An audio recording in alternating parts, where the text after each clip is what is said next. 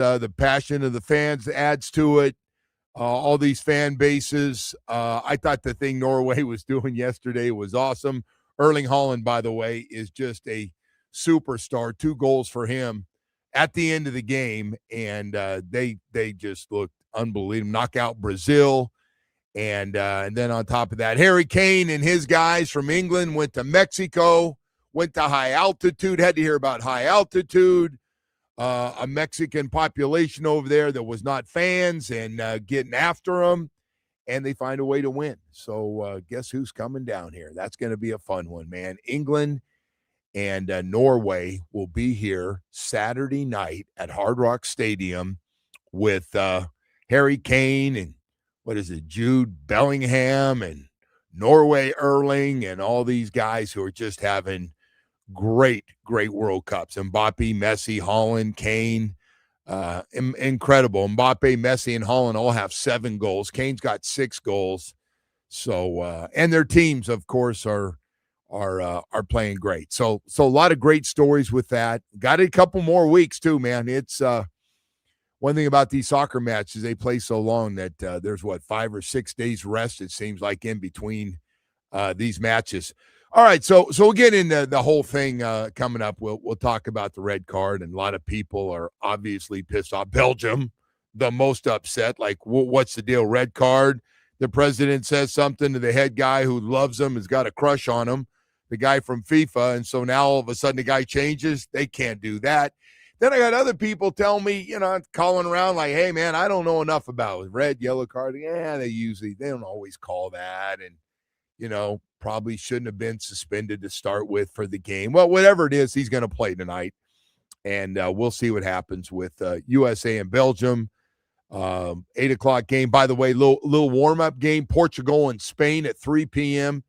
So the Portuguese would really like your support if you can do that for all the Portuguese populations, little patches around this country.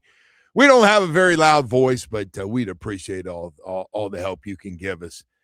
Man, we had a crazy one. So the Marlins game yesterday, if you're watching it, it was on Peacock. Eury Pérez goes 7 perfect innings, 92 pitches, and the Marlins are just pounding. I think it was 6-0 at that point, maybe 8-0 even. And Eury Pérez goes out of the game, and they're cruising. They got the brooms out. They're huge sweep brooms. Because they've been doing it a lot to people. They're on their way to having they end up with 7-3 road trip. Great road trip coming back home, and we'll talk more about that and the All-Star game and everything else. But man, I know why Skip did it. I do. I know why I pulled him after 7 perfect innings. I know 8 strikeouts, 92 pitches. Because he wants to make sure he's around for a full season, and he's had some issues with health in the past, and you want to make sure it's a long season. Whew, man, I know what people are thinking. Like, come on, man. Let him, if he walks somebody, then take him out. If he gives up a base hit, then take him out. But he got a chance. He needs 6 outs away from a perfect game. Not a no-hitter. A perfect no-hitter, like everything, no walks, and he took him out, and then you see the score. he didn't get a lot of help when he went out. Thank God they scored a lot of runs. 9-8 win, and the Marlin Bats were on fire, 4 home runs and 16 hits, but the story was Eury Pérez, and, of course, everybody's going, and this happens on every team. This is not new to, like, us. This goes on everywhere. Guys had some trouble, and you got him on a pitch count. You like to keep him around 90 pitches, whatever that ends up being, 5 innings, 6 innings, 4 innings, whatever. But a lot of guys are fired up and said, no, I got to stay in. Come on, man. You don't get one of these, and we don't get these. And so anyway, pulled him out, 7 perfect innings, 8 strikeouts, 92 pitches. And, well, bottom line is they get the win, 9-8. They hold on to win that game, even though gave up a lot of runs at the end of that game. My God, that would have been a crushing game. But anyway, 7-3 road trip, as I mentioned before. Otto Lopez. Does this sound familiar? How many times have we said this? 3 hits and 3 RBI. It used to be just 3 hits. 3 RBI, hit a home run He's going to be a reserve shortstop for the National League. And Max Meyer, congratulations to him as well. 9-1 on the season, 112 strikeouts, 2.53 ERA, a reserve pitcher. So the Marlins next, not this week, but next week, I believe on Tuesday, is the All-Star game. And Marlins are home now to take on Seattle and Cleveland this week. They'll have today off and then jump into their games and then have the All-Star break. I'm not even close to being done, man. I'm just getting warmed up. The LeBron James watch is still on. And Woody, by the way, welcome back, brother. Got ahead of myself, James. I didn't say good morning to you guys. Man. Sorry no, about it. Good to be back. I was letting you roll there. You were on fire. A lot of stuff going on. This guy, to pull that guy, Joe, it would have been the 25th perfect game ever. Yeah. In the long history of that sport. I don't think. What is he doing? I think.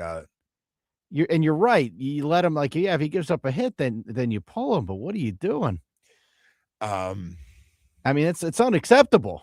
Like, I don't want to hear this. Like, we're playing for the playoffs. Like, well, come on, man. They just got him back, and they are playing for the playoffs. By the way, yeah, they are. They got a shot to make it. They're tied for the third and final spot right now with St. Louis. Maybe. Yeah, they're a few games back of the Braves, but like, I don't know how you take that away from a guy. And he was cool after the game about it. But no. Man. Actually, it was funny because Eury Pérez said, I appreciate the manager having my back and looking out for my health. And so he wasn't upset before everybody else gets upset. But 49-42, coming back home, 7 games over 500. What a friggin' great story this team has been. Because they were 6-7 games, whatever. Had the great June, 20-6, but they were 7 or 8 games below 500, and I was like, oh, boy, here we go. I mean, I think he played it off like a good teammate there and everything. And well, I'm not going to beat this up all day. I know, but, man, he must have been pissed inside. That's like the, pinnacle of your career. You get a chance to get a no-hitter? Yeah. Oh, listen, not just man. A no-hitter. I think a lot of veteran guys probably would have said, don't take me out. But we don't have a lot, and he's in the middle of that thing. He's had some injuries. He does throw hard. He's got great stuff. Now you know why they kept him through everything. He's super talented guy, and got after it. He's been a big part of it. He and Max Meyer and Alcantara have been fantastic as a 1-2-3. Hell, Sandy Alcantara's got 10 wins now. Max got 9. So, yeah. It's amazing they've stayed this relevant through almost 100 games here. It really is impressive, the run that they're on. But they're at 91 games right now, and it's been one hell of a story. So you and I agree on this next story, and that's LeBron Watch that's going on. And by the way, I know it's going to piss some people off that he's taking his time, and his agent comes out about every day or other day and goes, what is with Rich Paul, man? Well, LeBron's doing that. He's thinking about this team. Who wouldn't want to be on that 4 guys? Who wouldn't want to be in Philly, right? Oh, my gosh, going back to Miami with Spo and Riley and now Giannis and Bam playing together. The whole thing, right? So it just looks and feels like, and the LA thing is officially over, the Laker thing. Whatever story you want to believe, now Lakers saying they really don't want him back, and sure, because it's Luka's team. I saw that here a little while ago, just reading somebody. And not everybody likes LeBron. I get, Stephen A. and LeBron have had their problems and everything else. LeBron can still play at a really high level at age 41. A lot of teams would love to have him. So anyway, he's trying to figure out where he's going to have fun, and have fun is winning, by the way. If you wonder what having fun is winning games and having a chance to win a championship. That's what LeBron has always talked about. He's got 4 of them, including 2 down here in South Florida. Got 1 in Cleveland, got 1 with the Lakers, and I'm sure he would like to try to get number 5. It just looks to me, I know they've been talking about this, and you and I, Woody, when you said it this morning, I said, man, I wrote that same thing down.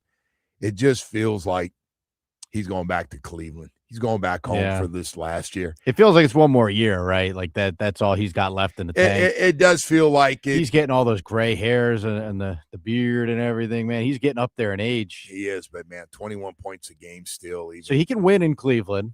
Right, with that team that they have there, I think he could probably. Donovan Mitchell's a nice piece to start with. Yeah, he can win there. That was a competitive team. He'll have to put up with James Harden, who I'm guessing he's Yeah.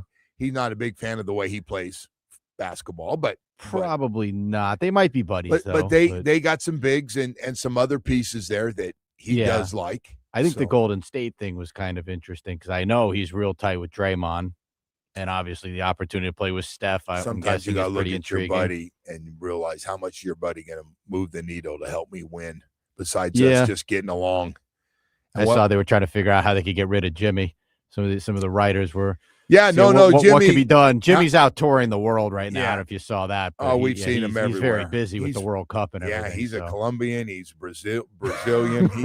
He's been all over the place. He's got a cap and a jersey for everybody. He's a pretty good front runner, right? Though he's a great one. He's one of the great ones we have in sports for tennis and soccer. He's fantastic. And the racing, F1. Mm-hmm. Had a little F1 in him, too. But the Golden State thing is intriguing, but the Cleveland thing just seems like he's going to say there's one more year, right, and just finish it in Cleveland. Yeah, he's already there. He's like dancing around at some nightclub over there. He's hanging out, and then the whole LA thing, and I just love the fact that he stuck it to them and made them pay his kid. Oh, yeah. How awesome is that? Yeah, everybody do that for the kid. I said that last week, $2.2 million. How awesome is that? Now, Bronny, you're on your own, but here's your last $2 million with your dad. What's bad in all this, too, is Luka. I don't think nobody wants to bad. be around Luka anymore, man. Mavs got rid of him. LeBron doesn't want to be with him. Well, they're building it around him. Oh.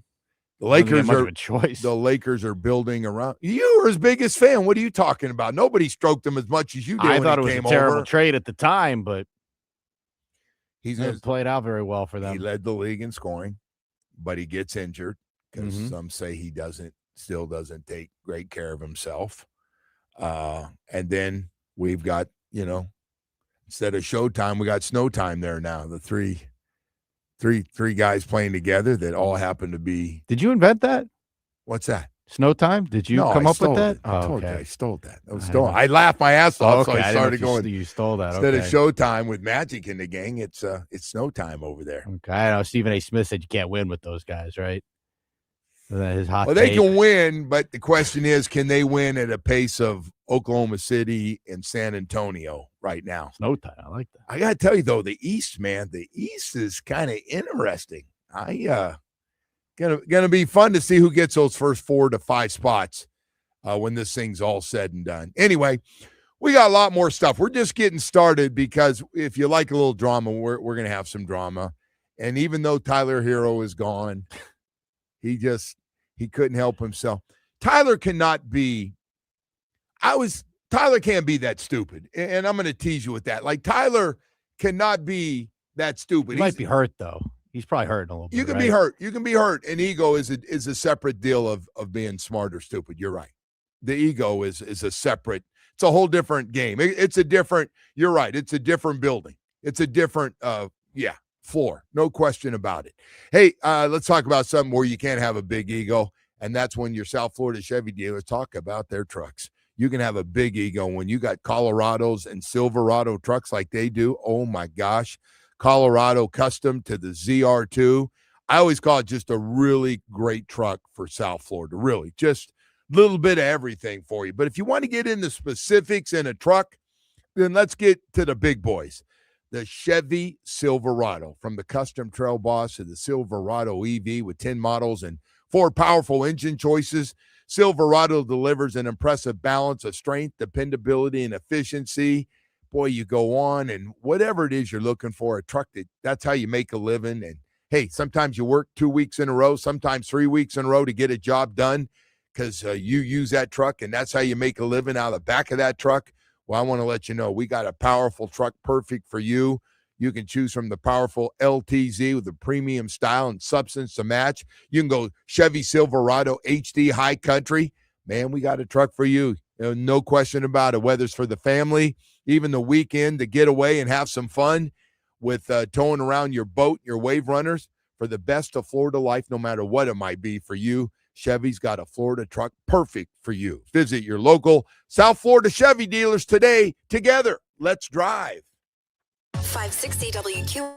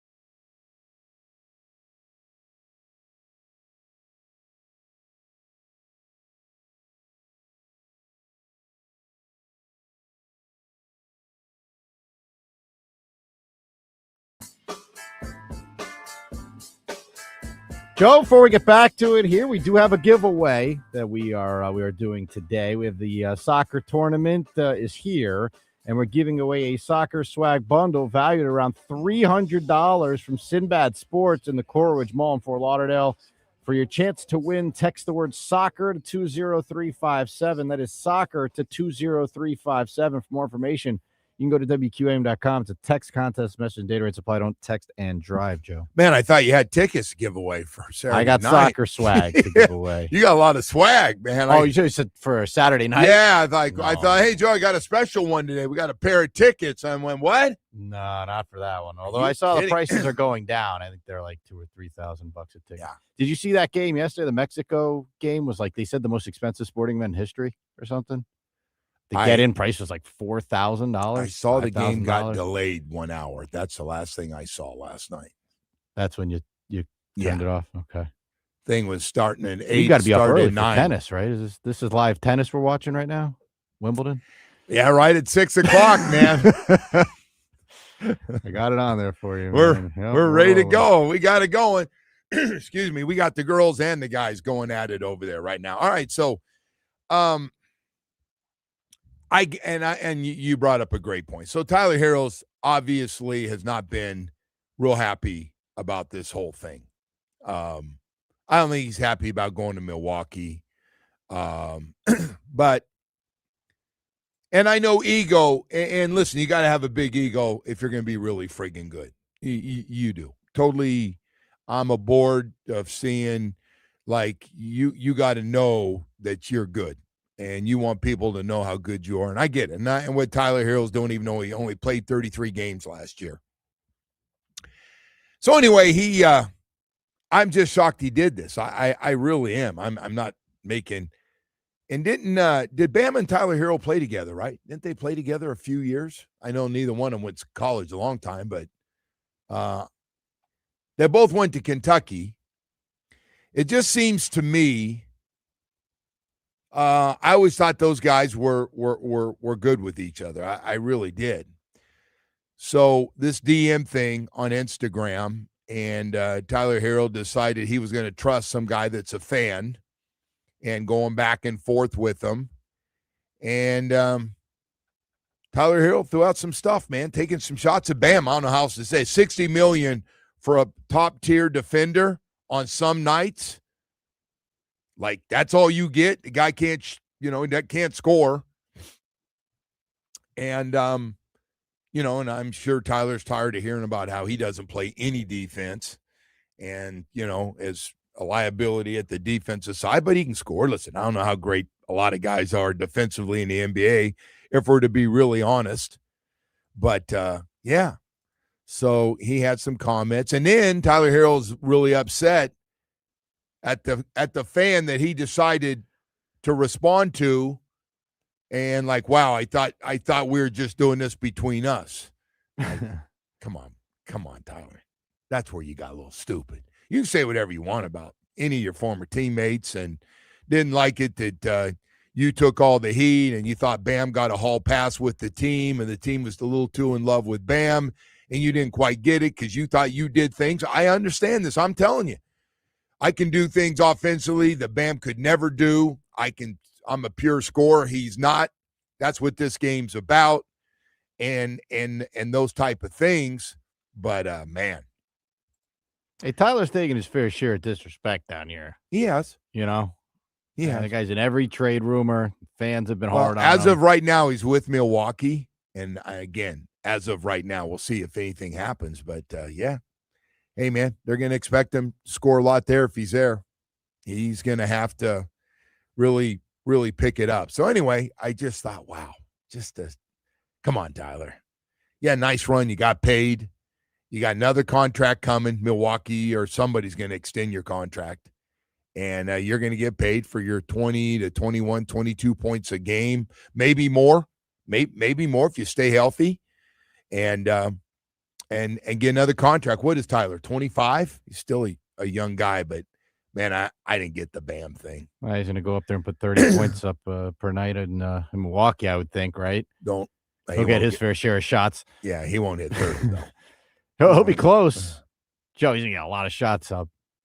I don't know. Not much else to work maybe, with over there. Maybe he will. I mean, he's got potential. He's got a great offensive game. He really does.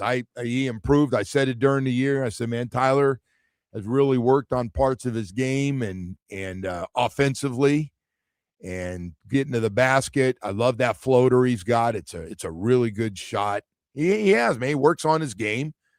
But, boy, going out the door. He just never really got a ton of respect down here, it felt like, right? And I know he had that one playoffs when Jimmy went down, and they thought, hey, maybe he could step up and be the guy. We needed him. I know, but he's not that guy. But he is a good player. He is a good player. Nonetheless, but he is good. He is good. He will be good in Milwaukee. He'll put up good numbers there. But, you would think there'd be a tough situation for him, obviously. A little less pressure there. Anyway. Tough situation. So he went after Bam, though. It's just weird. Bam and Tyler, I always had them kind of together, right? Bam and Tyler. That's the new thing now, man. There's a lot of outlets to vent. Yeah, I would. A lot of athletes are out there venting their frustrations. Jaylen Brown was pretty quick to I don't care about give his thoughts. I want to talk about Tyler Hero for a sec, though. Like, the other thing is, it's kind of a bitch move. Like. Well, didn't he unfollow everyone too? Yeah. Wasn't that one of the things he did first? Why? What's that about? Like, what, you think everybody's going to get a hold of you and tell you they love you? You think this is new? You think you're going to have a bunch of followers? And I'm guessing he will send out a nice thank you to him, right? Yeah. I think today they can officially do that, right? But today at noon. I don't know, man. It was just weird. He took a shot at Bam. Like, I always thought all the guys kind of respected Bam. Tyler goes, 60 million for top tier defender on some nights. You didn't see him all the time. Little jab in there and lack of offensive game and all those things. Anyway, I'm sure he called him and goes, "Hey man, that was a fake DM." I'm telling you, right. There is so much fake crap out there. I appreciate that you asked me if it was real, and I assume it is, but yeah, I go, "Hey man, this seems really weird that Tyler Hero would take a shot at Bam." I understand some guys don't get along, personalities don't get along. I do. I get that. Tyler's a pretty quiet dude too, man. Right? Like, he always kept to himself down here. He was not a big personality. Yeah, you didn't hear much. You're right. You didn't hear much. Not a big personality. No, which is all right. Not every guy's got to be out there going to everything. I don't have a problem with that. Bam's kind of a private guy. I mean, he shows up to things, but he's not. Bam shows up to stuff, though. Getting Bam's interviewed. Involved. I saw him at Wimbledon, and then I saw him like a couple of days later at a soccer match, or he was. Or maybe, no, it was a French Open. Excuse me. That was French Open. I'm sorry. Wrong one. I had to think about that. Butler Clay Grass, I got him a little confused there, Woody. I apologize on that one. So anyway, we've got USA, Belgium tonight, and round of 16. How do you think this shakes out, by the way? Belgium's like furious. They're like I think USA's got a good chance to win this. Yeah, there's going to be a lot of people because our president, went to head of FIFA, who's already, loves the president. He made that very clear. They didn't give him an award or something before he got here. The FIFA Peace Prize, yes. Yeah, so they're doing that. So the rest of the country goes, the United States should never get another one, never should get another World Cup, and this is a problem. I mean, this is an outrageous thing to do. Joe, the guy got a red card. Like, that is what it is. So, mean, obviously, I'd rather him play. I think it makes it, more. Well, he is playing now. But what I don't know, and if you do, because you're a soccer guy, I don't know the difference in a yellow and red, and to say, because I heard the guys in the United States say, yeah, we thought the red was a little strong anyway. So, but that's not the point, though. Like, you can't just go back. And so we were talking about this too. Me and Jamie back here, like the fact that they have to change everything that they've done to prepare for this match because they thought the best guy wasn't going to play. And it wasn't one of those, like, and that's not an injury where it's a game time decision. Yeah. Like, they thought for sure this guy is out. He got a red card. That's how the rules go. Right. I mean, it is one guy, and he's a really good player. He's had a good tournament, and but if Belgium loses, they are going to. I mean, it'll be the cry fest of. I would agree. And by the way, how about not only Belgium loses, but they lose with the guy that wasn't supposed to play. He scores the game winner. Has a couple of goals, or has in the 81st minute scores a tie-breaking goal, and that ends up being the game. Yeah, there's going to be outrage. No question about it. Like, yep, the old president intimidated the head guy, and look at this. What a joke this tournament is. You took this world soccer event. It looks like politics to me. Oh, yeah, you could hear the whole thing. It would get ugly, no question. But I got to tell you, man, we got some great matches from here on out. I mean, from here on out, there is some great story. Portugal and Spain. I think Portugal and Spain were two of the top 4 or 5 ranked teams. Now going to play each other at 3:00 today. And then the game we get, the next game we have here at Hard Rock Stadium, England and Norway. This Erling Haaland is ridiculous. And, of course, Sir Harry Kane has been great. Jude Bellingham is also one of the best players in the world. So, man, it should be a hell of a game. We're going to get one, and we get another one. We get a semifinal game. So, yeah. So Spain's favored today. They're minus Spain 115. Yeah, Portugal plus 300. I think Spain's one of the favorites to win the whole thing. Weren't they the top team or one or two? They were up there. And then USA and Belgium today are pretty close, Joe. They're basically a pick'em game essentially here. Today? Yep. Yeah, I don't know anything. USA minus 120 to advance, Belgium minus 105. So I'll tell you what, those West Coast games have not been my best friend. Those West Coast games, those are. Well, it's an 8:00 tonight, so you got a chance. I got a chance to see some, yeah.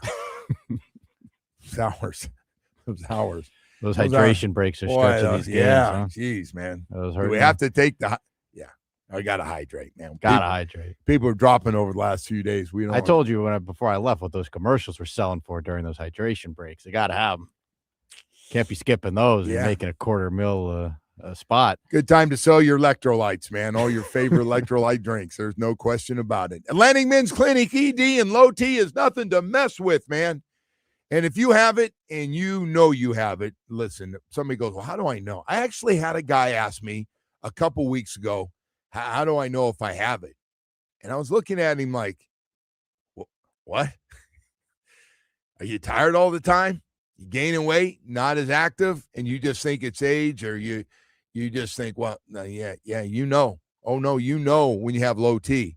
And you definitely know when you have ED. When your sex drive is gone, like you kind of look at that beautiful wife of yours or girlfriend, and all of a sudden, but nothing works physically, nothing's working like it used to, then you have full-blown low T and ED. It's real simple. But I got to tell you, man, if you want to get rid of it, Atlantic Men's Clinic, this is what they do. Boy, they have 7 locations in South Florida to serve you, a brand new location in Hollywood. Hey, this is a very easy way to do it. You got to set up that first appointment. If you're tired of low T, you want to get your energy level and your sex drive back, boy, Atlantic Men's Clinic is the place to go to. 2 years and 3 or 4 months now, went in there first time, set up that first appointment, 877-455-7300, met with their professional staff, the PSA test they gave me. Then we sat down, looked at the results, and they put me on a program. Said, you going to do it? You up? You ready to go? I go, yes, let's do it. Let's get it going. And, man, quickly, I mean within days and weeks, I started feeling better and better and better. My energy level started picking up, the workouts again, walking more, enjoying my weekends more.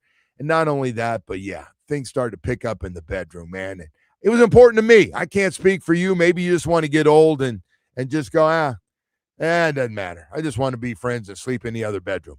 Call them today, 877-455-7300, or visit AtlanticMen'sClinic.com. If you care and want to get rid of ED and low T, Atlantic Men's Clinic works, man.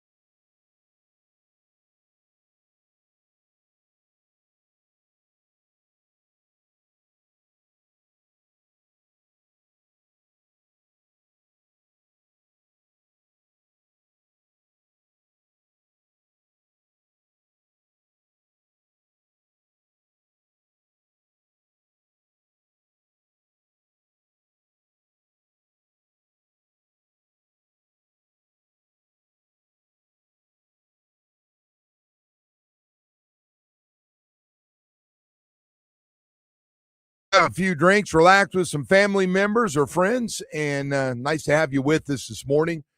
For those of you that got up early, ready to go and see what's going on, I got to tell you, man, I've enjoyed this World Cup. I said it last week. It's been fun to watch. I thought the TV coverage on it's been really good, promoting and letting you know for us casual soccer fans who some of the great players on the world around the world that are playing in this tournament, and a little background there. We know about Messi, who's once again, it's just unbelievable that age 39, he's right there in between Mbappe and Haaland and Kane, and we're still talking about him with Mbappe, Messi, and Haaland. All 7 goals in this tournament, and Kane also has 6 goals. So the stars have been out. And a matter of fact, at Hard Rock Stadium, Haaland and Kane will face off. So that should be a lot of fun watching Norway, who took care of Brazil, and England in high altitude. 3-2 winner over Mexico last night in Mexico City. I didn't realize the altitude, how high up that stadium is, because Denver's my high stadium, and hell, this is another 2,000 feet up, man. That's the one they had trouble with the NFL game at, right? They had to cancel a game there or something. Yeah, but that was field problems. They had the turf problems. The turf was not acceptable for the NFL. But yeah, man, they're going, oh, this is going to get them. It does get old after a while. You're going, like, England, win the game after, oh, England's not used to this. It's not fair. You shouldn't be playing there. The air, and they're breaking down how it works, and you get exhausted. And I go, yeah, man, that Denver thing was real. I can tell you that.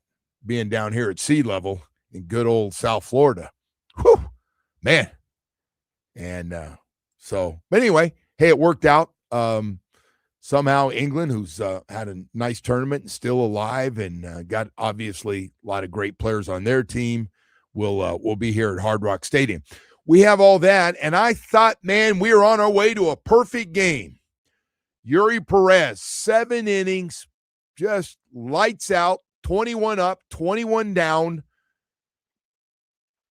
8 strikeouts, 92 pitches, and the skipper says, Eury, that's enough. We still got second half of the season. I got to keep you healthy. We told you we had you on a 90-pitch count, and I can't, it doesn't say 90 pitch unless you have a 90 pitch, unless, you're pitching a perfect game or a no-hitter. So anyway, here's what the skip had to say after the game. Clayton, obviously a wild win. We'll start with Eury today after 7 perfect. Just what went into the decision to take him out? I mean, that was going into this game, like 90 plus a batter was a pitch count, but I felt comfortable with him coming back off the time on the IL, and us looking to play beyond the regular season. Eury's going to be an important part of that. So yeah, I mean, he had it really going today, and I totally get it. And there was a part of my heartstrings pulling at his opportunity to keep on going. But I think I have to think about Eury, one, and our organization, our team, and what's best moving forward to give us a chance to continue to win games. So made it more of a calculated decision with where he was with the pitch count to take him out. You don't get a lot of those. I get it, man. You don't get a lot of those where through 7 innings you haven't given up a hit, or even better, you have a perfect game going, 21 up, 21 down with six outs left in the game, and he stuck with it. He said, no, not going to do it. We got a nice big fat lead, which, oh, by the way, they almost lost. 9-8 win. Thank God the Marlins bats were as hot as Eury Pérez were last night with 4 home runs and 16 hits in that game. But, man, yeah.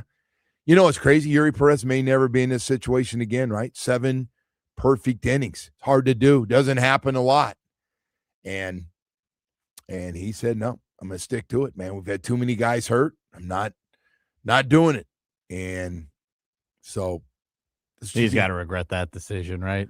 I don't think so. He thinks about that for a little bit. Nah, because he's about winning games. He's not worried about. He doesn't get an extra. Man. So let me tell you what your skipper's saying. We don't get an extra win as a team Like, we don't get a win for winning the game and another one for a guy throwing a no-hitter. And this guy has had some injury problems, and I'm just not doing it. We need to keep him. We need to keep Max. I'm guessing Sandy Alcantara's not going anywhere. He's got 10 wins on the season after a hot June. You need those three guys if you're going to have any shot. Any shot. They've been giving you quality outings over and over again to get yourself to where they are at 49 and 42. I get it, though. I get it, man. Eury Pérez maybe fights and goes, give me one more inning. Give me one more, see if I can do it. Give me one more. But if you imagine if he has 8 perfect innings, and they're going, come on, man, I'm at 104 pitches. Let me finish this thing. Let me do it. Come on. So anyway, came up a little short, but boy, I tell you what, you see the end of that game. You better read it, or I hope you watched early, because the Marlins end up winning that thing 9-8. 7-3 road trip. Sweep the A's, brought the brooms back out. Been bringing the brooms out a lot here in June and now July, as a really nice road trip. Coming back home. Off today, Seattle and Cleveland the rest of the week before the All-Star break. And a real quick congratulations to two guys that have really just had great starts this year. Otto Lopez, shortstop, leading the league, 346 batting average, most hits, 3 more RBI last night. He'll be the reserve shortstop. And Max Meyer, 9-1, 112 strikeouts, and an ERA right there at about 2.53. So congratulations to both those guys going to the All-Star game next week. That's a cool thing that those guys get a chance to do them. And, hey, man, both those guys been a little bit of a surprise. We've seen a little bit, but not like this. Otto Lopez, jeez, he's on pace for some record ridiculous amount of hits on the season. He'd have been great in the old days, man, with Rod Carew and all the great leadoff hitters, man. Used to get 200 hits and lead the league in hitting and all the other things. Boy, that looks like Otto Lopez right now. Also had a home run, by the way, yesterday. Hey, so all that's going on. We are going to break it over to Kyle Krabs here at 8 o'clock this morning. We'll talk to Kyle coming up here about an hour from now, do a little Dolphin stuff here. And specifically with the last two draft classes, 21 players through the last 2 draft classes, if I'm not mistaken. And we'll talk to Kyle a little bit about the team and some guys that have come in and look pretty good. And we'll get into all that stuff with them. Couple of weeks away from We're close, man. Yeah, we are. We're there. We got next week. We got a big one going up to Charlotte next week. That's the ACC kickoff, one. Yeah, yep. yeah. The kickoff there. will be up there as a heavy favorite. You don't say. In that conference. Yeah. That's they got a hell of a team, boy. I tell you what, we haven't talked about this. Mario, we're sitting here talking about this year's, spring football's over. If you saw it or you've heard about it, and the transfer portal guys and the guys have come back, and the freshmen all graduated early, are the guys that should be in senior in high school graduated early. All but one guy was there for spring football. Hell, some of them were there for practice during the playoffs last year. So really got great work in a bunch of young guys. And then, you finish that up and you're out recruiting for the next recruiting class. Yeah. You got the guys who are going to be seniors in high school when they come back. Those guys are making decisions going into their senior year of high school. And he ends up right now, I think it might be shut down, but top 3 recruiting class in the country. And he's got like 2 guys at like damn near every position that's tops at what they do. He killed it in California. Just had an unbelievable, I think got the top cornerback in the country out of California. Doesn't seem to go that way in college football, though. Once you get it rolling, it kind of can go in autopilot for a little bit here. I mean, Alabama did it for all those years. I know the system was a lot different back then. No, I agree. But Nick had it. Well, I mean, that thing was an autopilot every single year. I agree when you have it, but also, listen, man, the finances help. Yep. the finances help. But I do agree, team, they still want to go where you have good coaches and you can win, and still fresh on your mind that there's the Canes playing Indiana in the championship game, and you might have watched them against A&M, and you watched them physically get after Ohio State and then take care of Ole Miss and all the other things. But my God, man. So we'll talk to tomorrow. Look at the top positions they're putting in the league right now, man. I mean, you got defensive linemen going top, in the draft, offensive linemen, quarterbacks. That group that you just mentioned. A lot of guys. Yeah, it will be fun to watch how Maui Noah does and how he plays with the Giants. And then you got both your pass rushers. I know everybody's going to be watching to see what happens with Reuben Bain and how good he is, how quickly at Tampa Bay this year. No, they got a lot of guys, man. You got 3 guys going the first round of that draft, and Woodger quarterback ended up being a second or third quarterback taken in the draft. And they've been raving about him. So yeah, this is gonna be another fun year, man. I am really looking forward to it, and they're not going to surprise anybody this year. Looks like they might have a better passing game. I don't know how well they'll run the ball. They got great running backs. I don't know if the offensive line's as good as last year's. It's not there yet. It's just not there. So it can be, but I mean, that thing last year was across the board. It was just really, really good. Hell, they all got drafted. Damn near every one of them got drafted. So, yeah, it was pretty special stuff. Hey, we've got 7 o'clock hour coming up here. We got more things to get to. LeBron hasn't made his decision. Apparently, it's going to take a while he's not in a hurry. That's the latest coming from his agent. He's not in a hurry to make this decision. So hang in there as he's going to check everything out. The question is, does he go back and finish it up with one of the 2 teams he won a championship with? And if that's the case, it'd be the Heat or the Cavs. Does he go out and look at a loaded team like Philadelphia and try to add a little something there? I still believe money's going to play a part in this. Heard the report yesterday, and they're going, yeah, he's not worried about money. He'll play for what? 21 points a game, and LeBron's going to play for $6 million a year. Yeah. That's kind of hard. Would you be shocked if he came here? No, not compared to a lot of other teams. But yeah, I think Cleveland's got an inside track. Feels like it, right? It's home. It's going back. Team's not bad. Nice way to end the story, right?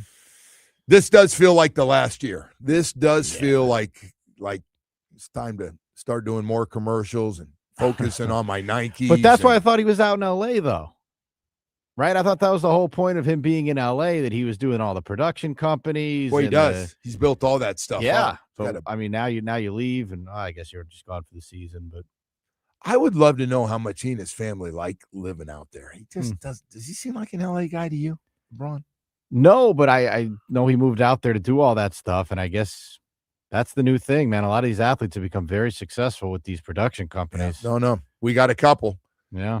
Right now, Peyton Manning's got a great one. LeBron's got one. And who else is out there? I think Tom Brady's flirting around in some of that stuff now, too. Brady's got everything, so he's probably got Don't worry about Tom. Yeah, he's doing okay. Tom's doing, for never being the highest paid quarterback in the league, Tom's more than made up for it with those rings. They've been very, very good to him.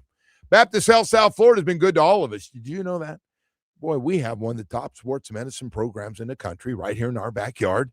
Where do the pros go? Enter Miami, the Heat, the Panthers, the Miami Dolphins, FIU, FAU, high school, college, professional athletes, not just here in South Florida, but from all over the country, come to see the all-star lineup of specialists that they have put together to get you unbelievable results. Anything and everything with the knee that could ever happen, we got great doctors. Shoulder, foot and ankle, hand, back, hip and knee replacement doctors, Achilles.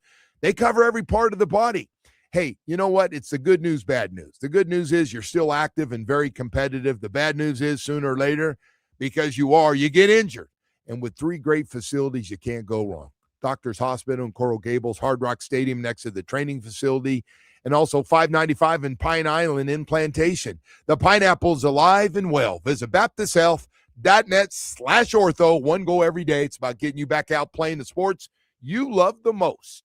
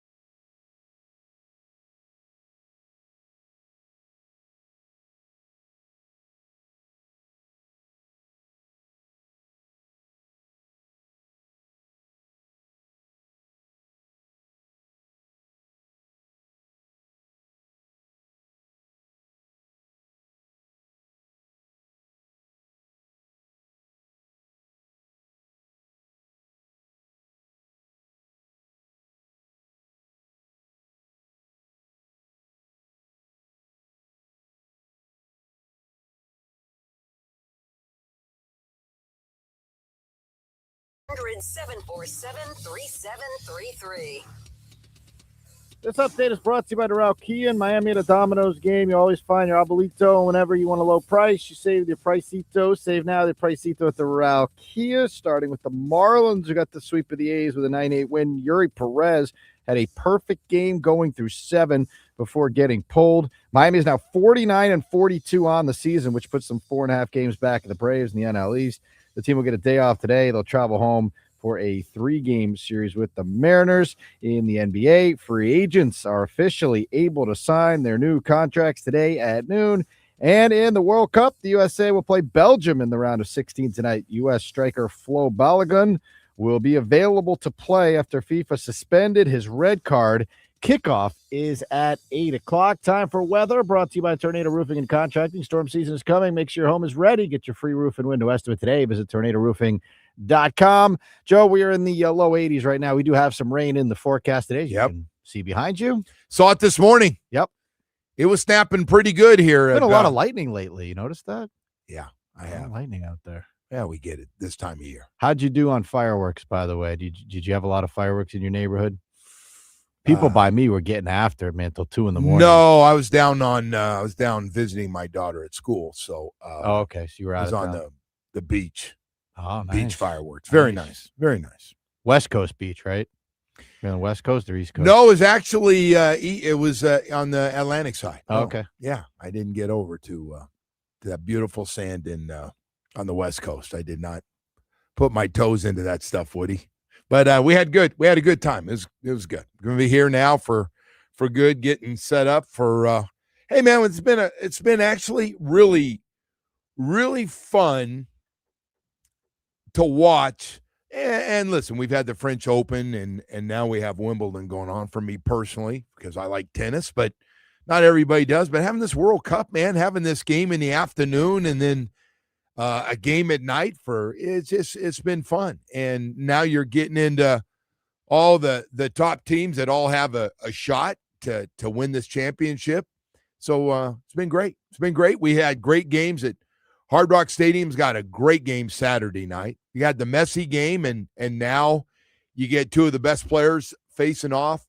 Mbappe from France has been fantastic. Messi and Haaland and Kane have been great. Now Haaland and Kane will face each other. Haaland's got 7 goals. How about 3 guys with 7 goals right now? Mbappe, Messi, and Haaland.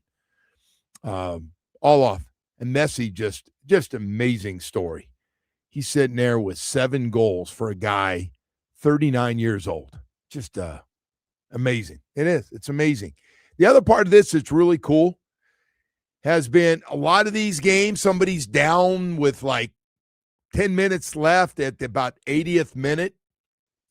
And then all of a sudden, man, everybody picks it up and we had some teams come back and get wins or get it to a tie and win in a shootout. And then it's been a lot of fun, and especially those guys we've talked about and the impact they've had, just as good as they all are. Just amazing. Erling Haaland yesterday for Norway had 2 goals late. Header, and then sets one up and rips it through a guy's legs in the corner for a goal. Just 2 quick goals, just fantastic.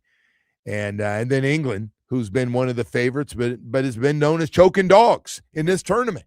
Always have great players, teams playing on a lot of the big teams, club teams around Europe, and haven't been able. And this year, a lot of it has to do with how good Haaland has been so far. How good Harry Kane's been, but also Bellingham, how good he is. So they got a lot of great stories here, man, in this game. And it's got me watching, man. It's got me watching a record amount of this tournament. It's been great. It has. It's just turn on and see and setting a guy up and corner kicks and a couple of great plays by your goalie. The goaltender has been outstanding, some of the plays. They have themselves a hot ticket down there in Miami when this thing wraps up, huh? See Messi over there? Well, yeah. Listen, that ought to be good. I think Messi coming back. I think one of the big winners in this country is going to be Inter Miami. Yeah. Hey, how about Messi's team goes on and wins this tournament? I know. I'm not saying they're one of the favorites. How good is that? And Messi continues to play the way he is. You tell me the Moss family, if they somehow win this thing and that guy comes back here, are you kidding me? Man, he can't get much. He's already got the number one selling jersey in the friggin' world. So that's, but yeah, it'd be great for business, Woody. It would be great for everything. With I don't know if all those Argentina people that went to that game the other night live here, but man, that was like a home game for them. It was. That was wild. Hey, I got to tell you, man, speaking of home game, looked like there are a lot of people from Brazil. Norway had their share, but Brazil had a ton of fans in that. Norway didn't travel well? No, they did. They had that. They do the rowing thing at the end. It's pretty funny. Very funny, man. The celebration at the end of the game is. I didn't know, hey, it's coming up, like and that. They actually promoted it, and the fans do it, and the guys get down on the ground and they do it. You wouldn't think of Norway as a soccer power. I don't know what they do over there. They got some damn good players. Yeah, I tell you what, if you're still in this tournament, you got some damn good players. This isn't like luck after you win 3 or 4 of these games to be sitting here, but yeah, it's been great being here and in the United States. It's been a lot of fun, and the only thing I feel badly for is the Marlins are playing some of the best baseball they have in years with the guys they have on this team, and now 49-42, and they're just on the back page. They just can't, with everything going on, and this has usually been their time to, get more people out to the ballpark. I hope people get out there. Seattle and Cleveland in town this week before the All-Star break.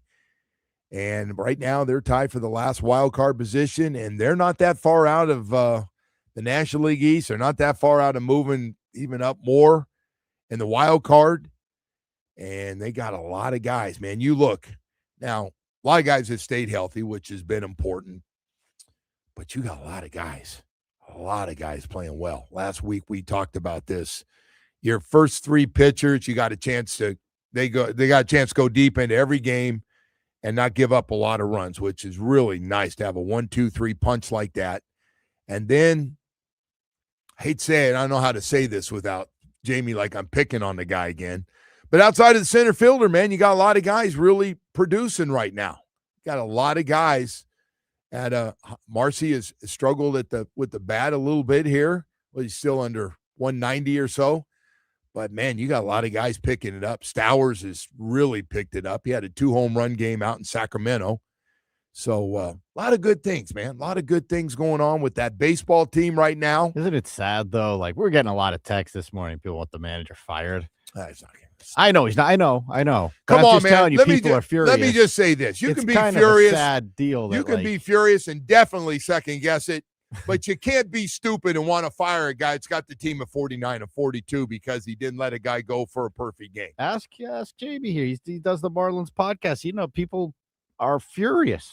I understand. No, every city, this happens. When you pull a guy out and he's going for a no-hitter or a perfect game. Well, this is a very rare situation. You got to let him finish, though. Like, it was a bad look to not let him finish. At least go batter to batter. Let him go out for the 8th, and then the moment he gives up a walk or a hit, that's when he's done. I said the same thing. I'm not disagreeing, but you can't look at. You can definitely second guess this, and it's fair, but you can't ask for the guy to be fired. It's a crappy situation. Hey, because Jerky, say 7 games over 500. Say the guy can't be fired. Just say it. You can't fire your guy. I'm not firing him. Okay. Well, I'm just telling you. I was telling you the reaction that I'm seeing from people. Like, there are people that are that angry. I would have loved the guy's got 92 pitches to see him finish the game and get in the 8th and then come in and go, hey, man, you've been hurt a lot, but damn, I know you're not going to get another chance to have one of these. I mean, I would have even been okay with if he missed his next start. Like, if they would have let him go out for the 8th and the 9th and he got up to like 100. I got news for you. That's not how the manager's looking at it. I know, but it's not like we got 7 starting pitchers like the Dodgers. You got a chance at history. There's only been 24 of these things all time. I understand. 150 years of baseball. Oh, trust me. Woody had it to me by 5:30 this morning, the amount of perfect games. I got the number. It's pretty outrageous. It's outrageous. It really is, if you think about it. I mean, that's basically the best single achievement a pitcher can accomplish. Yes. Right? Not basically. I mean, it is. Yeah. A perfect game. Be the Well, 25th guy to ever do it. By the way, no hitters don't happen a lot. No, I don't know the number on that one, but no hitters. Geez, man, 25. Like that number is astonishingly low. Yes. There's been a lot of pitchers out there over the years. 24. Jamie, give me the Marlins that have a no hitter. Forget the perfect game. I know Edison Volquez has one because I was there. AJ Burnett has one. You put me on the spot here, Joe. I don't know all of them off the top of my head. Oh man, I thought you were doing. I thought you were. Do you know how many no hitters there have been? On here? I don't. No, ever. Oh, there's been a lot of no. Only 327. Yeah. 24 of them are perfect games. No, that perfect game, no walks. That's a tough one, man. The Marlins have had 6 no hitters all time. Al Leiter, Kevin Brown, AJ Burnett, Anibal Sanchez, Henderson Alvarez, and Edison Volquez. Okay. That perfect one. Hey man, you're Could right. have been 7 yesterday. Could have been 6 outs away. 6 outs away. And they're going to ask Skip, guy, now you've had a chance to fly home and sleep on it. Would you do it again? You know what he's going to say? Every day of the week. No, he's not. Yeah, he is. Well, he can't second guess himself, but I'm guessing if he had a do-over, he probably would have let the guy pitch. You see the crowd boo? And then yeah, they were booing him. No, everybody, even the visiting team go, like, if you're going to kick our ass, it's 8-0. You might as well let us see something special, man. And they almost saw a special comeback. Yeah, they did. Marlins almost blew that thing yesterday. Wow. Boy, that would have been karma. Oh, my God. Lose that game. Hey, you lose that game, and this whole topic hits now you start talking about, hello, what are we doing? Yeah. You know who has the most no-hitters? What team? With 7? No, one. Which player? Which pitcher? Not I'm Roger. gonna guess Nolan Ryan. There you go. Oh, yeah, no one was throwing heat. You're right. No one was throwing it. None. Any idea who has second with 4? Gibson? Sandy Koufax. Sandy Koufax. I wouldn't have got that. Bum. Dodger bum. Wow. Nah, that's only because okay. Sandy with no love. Right. No love up in San Francisco with Sandy and Don Drysdale. We just not big fans of those guys, man. Not big fans. All right. Hey, we've got to go to break. A lot of outrage this morning, though. Yeah. A lot of outrage. Do me a favor. You want me to shield you from it? No, be pissed off. No. You're back. I want to see you do whatever. You always go with what everybody says anyway, so you just follow the people. But you know what?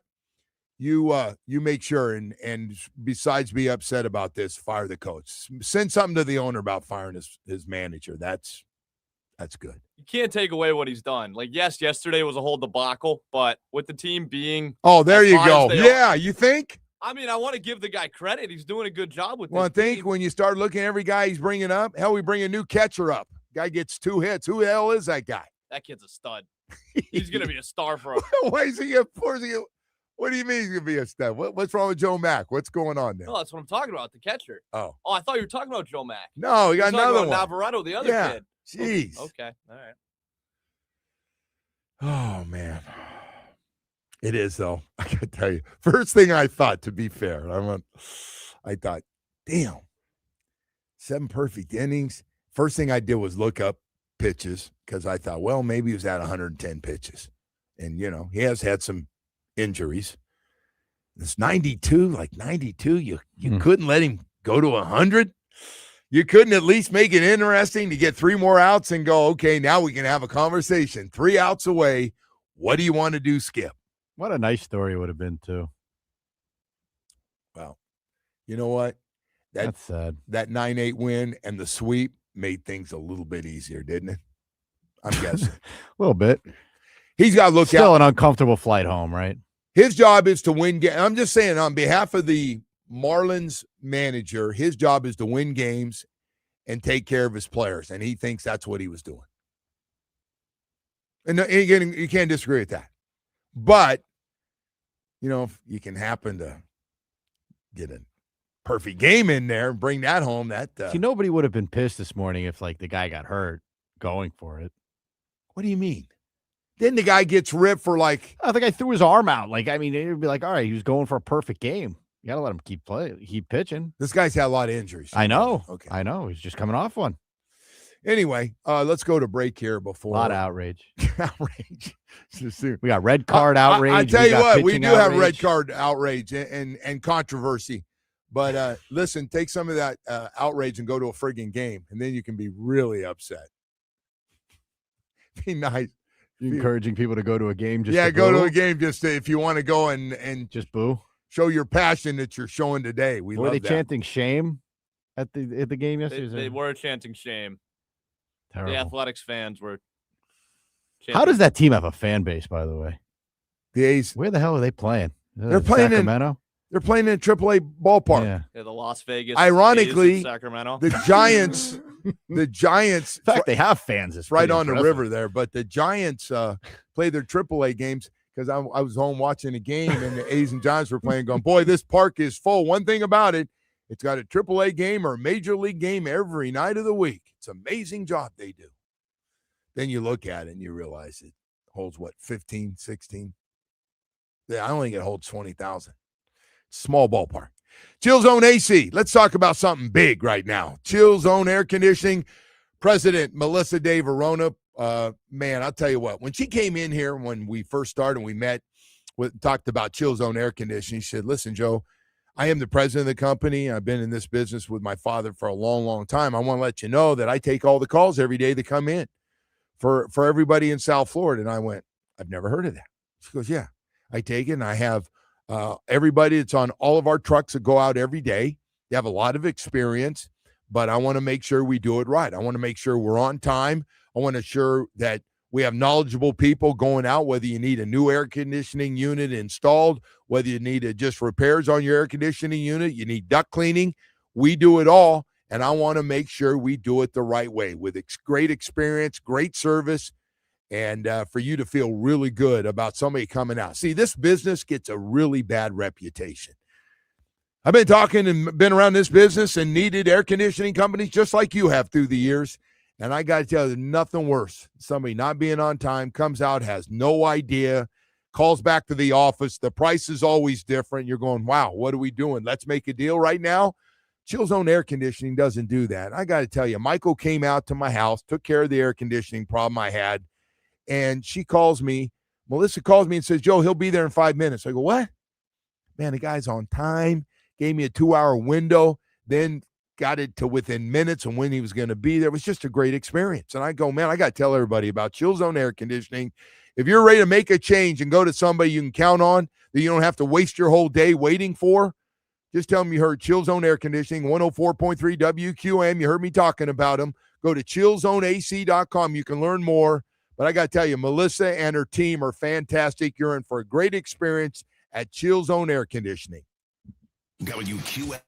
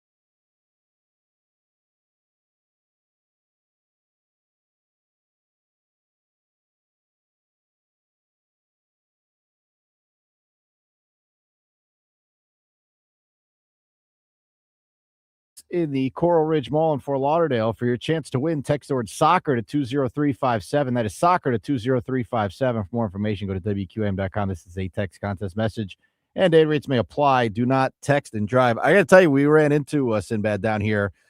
He was set up at our event, our soccer event that we had, and he had a couple of nice autographed jerseys I had my eye on. Messi included in that. He did? He did. Yeah. I had my eye on that. It was pretty sweet. Which jersey? Messi. It was in Argentina. Messi, yeah. Yeah. Pretty cool. I got to tell you, man, our boy Messi is he sells some jerseys now between those ones he's playing with right now and the ones here in Inter Miami. He's been great for business, man. It's incredible to watch. I was Woody, while you were gone, I was out and I read the book. I got and we had the author on from the book, the Messi book. And it was incredible. It was a great read with the Moss family, Jorge, Jose, David Beckham, his recruitment to get here and going to these meetings, the MLS. I was shocked, though, that guy that wrote the book was talking about the impact on the MLS. And I was waiting for him to go, yeah, it's really changed. He goes, no, they dropped the ball. The rest of the MLS. Jorge Haas, he's been killing them. Moss has been killing them too. Like, hey, you guys, think big. Let's go. Let's get this thing going. We can be bigger and better. We can get better players. We got to spend some money.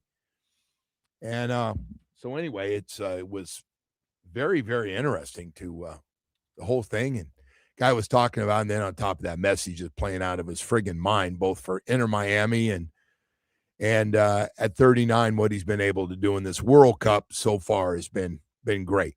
So anyway, we got a lot of that stuff. And, of course, USA, Belgium tonight. And the red card has been lifted. There'll be a little controversy. Woody, can you imagine if our suspended player ends up scoring a winning goal tonight? You know, people were saying that these guys might not even play. Like, they might protest? Come on. They're not doing Take their ball and go home? They can't do that. There's no way. I wouldn't think so, but that's no, those guys put you also way. Wouldn't think FIFA would just but I'll tell you what, man. So my thing would be, hey, let's show them how good we are. Let's go out and beat them. Yeah. We don't like what happened. Let's let that motivate us more, but they're not going to do that. We're not going to play. That guy's a good player, and now we're screwed. And seeing a lot of this like selective enforcement in sports these days. You notice that?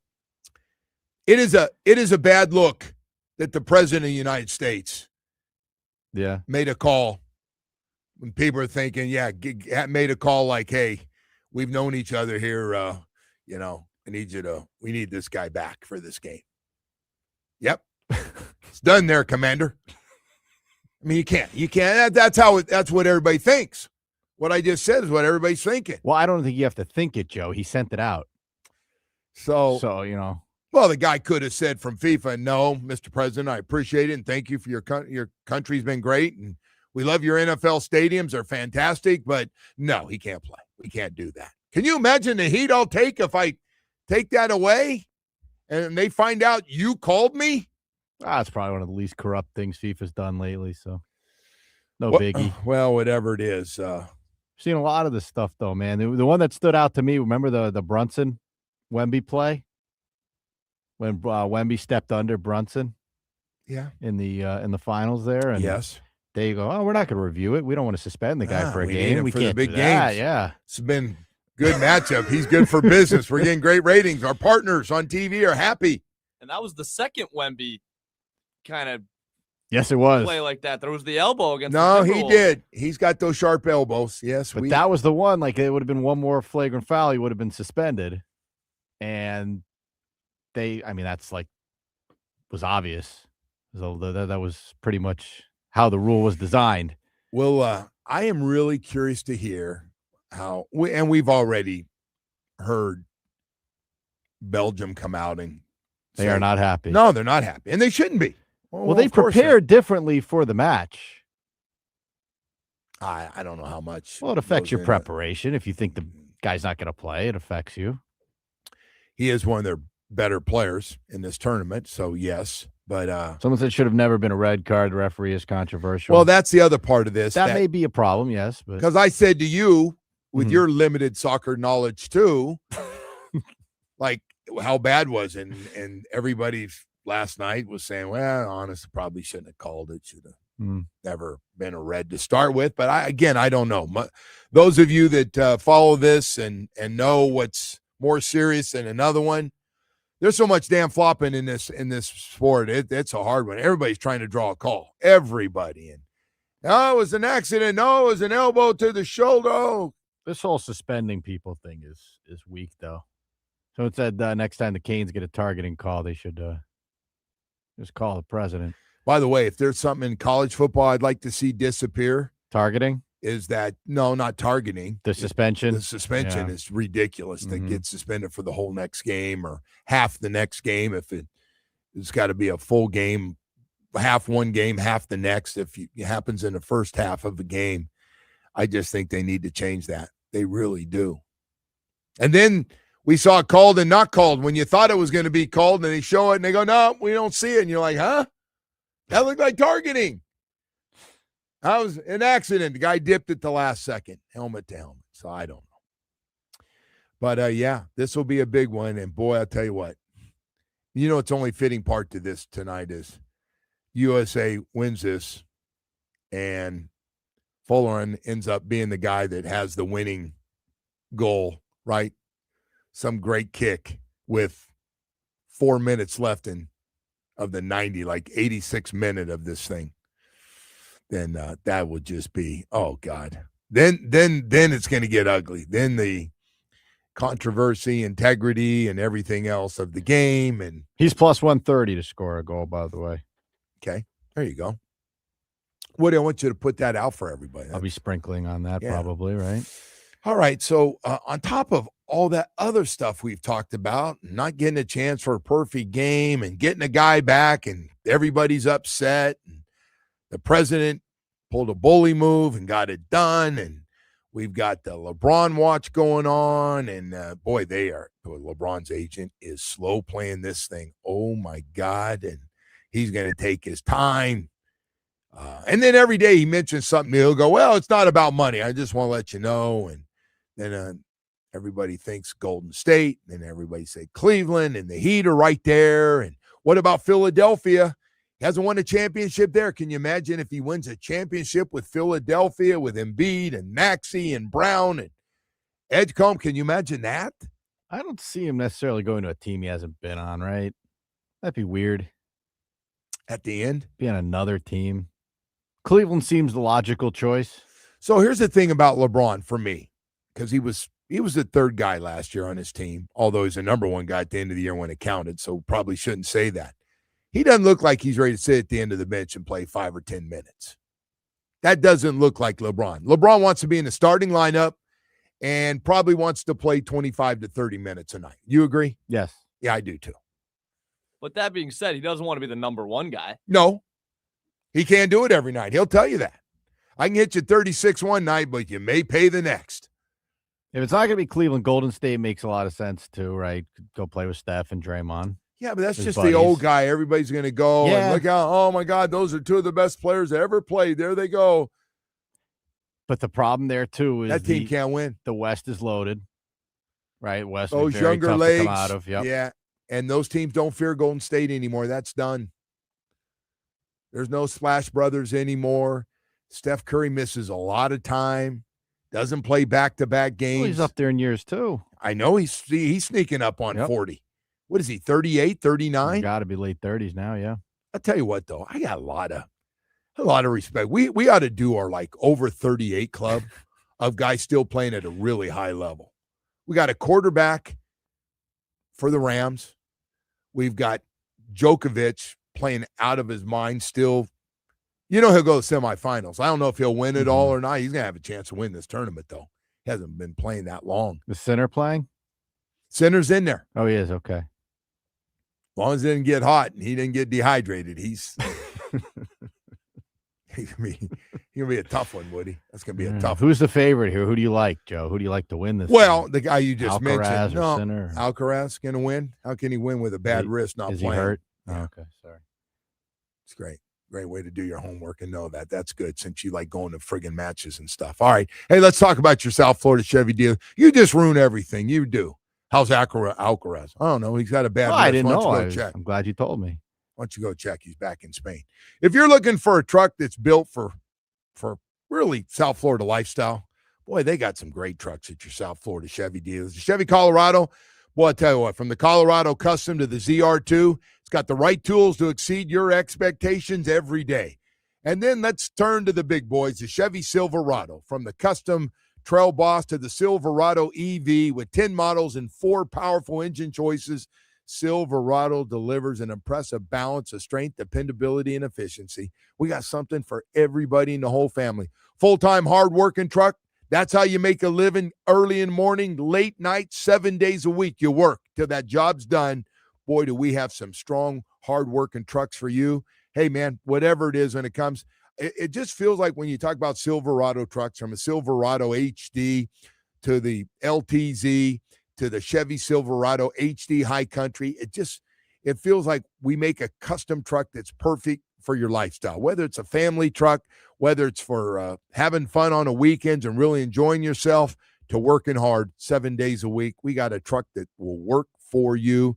It's the best of Florida life. Chevy's got a Florida truck. Visit your local South Florida Chevy dealers today. Together, let's drive.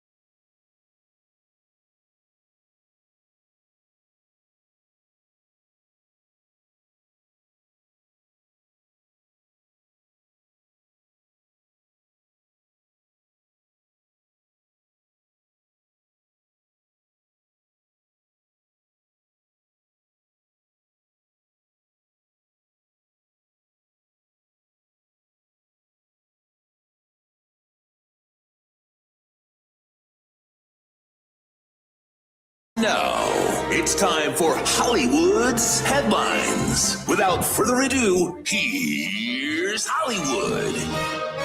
All right, Woody. Man, it's been a while. I know, Joe. That's a major headline build-up in there. Yeah. Well, here's some build-up. I got a World Football Scoreboard update for you, Joe. It is brought to you by your local Twin Peaks. Twin Peaks is unmatched for every match with 29-degree drafts of Michelob Ultra, handcrafted Casamigos margaritas, a scratch-made menu, and screens that put you in the front row every game. It's all going down at the Lodge. Twin Peaks, eats, drinks, scenic views. And as we have mentioned, those ultras this morning, are good, man. They are good. Nice 29 degrees, man. That's ice cold, bro. It calls for a couple. That's ice cold. Do you remember? I don't know if you remember this. We went to Twin Peaks many years back. I do. I don't know why that just came into my mind. No, that might have been the last time I was there. Yeah, and so we went. You took us out to lunch, and I had a group of you guys, and said, "Oh, it's so nice you're with your father." Yeah, no. I think she said grandfather. Say grandfather? I think so. She didn't say grandfather, did she? Maybe she did. Yeah. Hey, so that was funny that you said very that nice, but because the girl is waiting for us when we're standing there. Yeah. Beautiful girl, and so come on, I'm gonna sit you guys, and I'll be waiting on you too. So that's a nice touch. And then she hit me with that line. That's half tip as soon as you do that. Oh my God, I think it's so great that you hang out with your grandkids. It's just so special to see you guys together. All right. Anyway, on the topic of the World Football update here, Joe, we had the most watched soccer telecast in English language U.S. history. Let me guess. Can I guess on this? Please do. It's got to be like 33 million or something like that. No?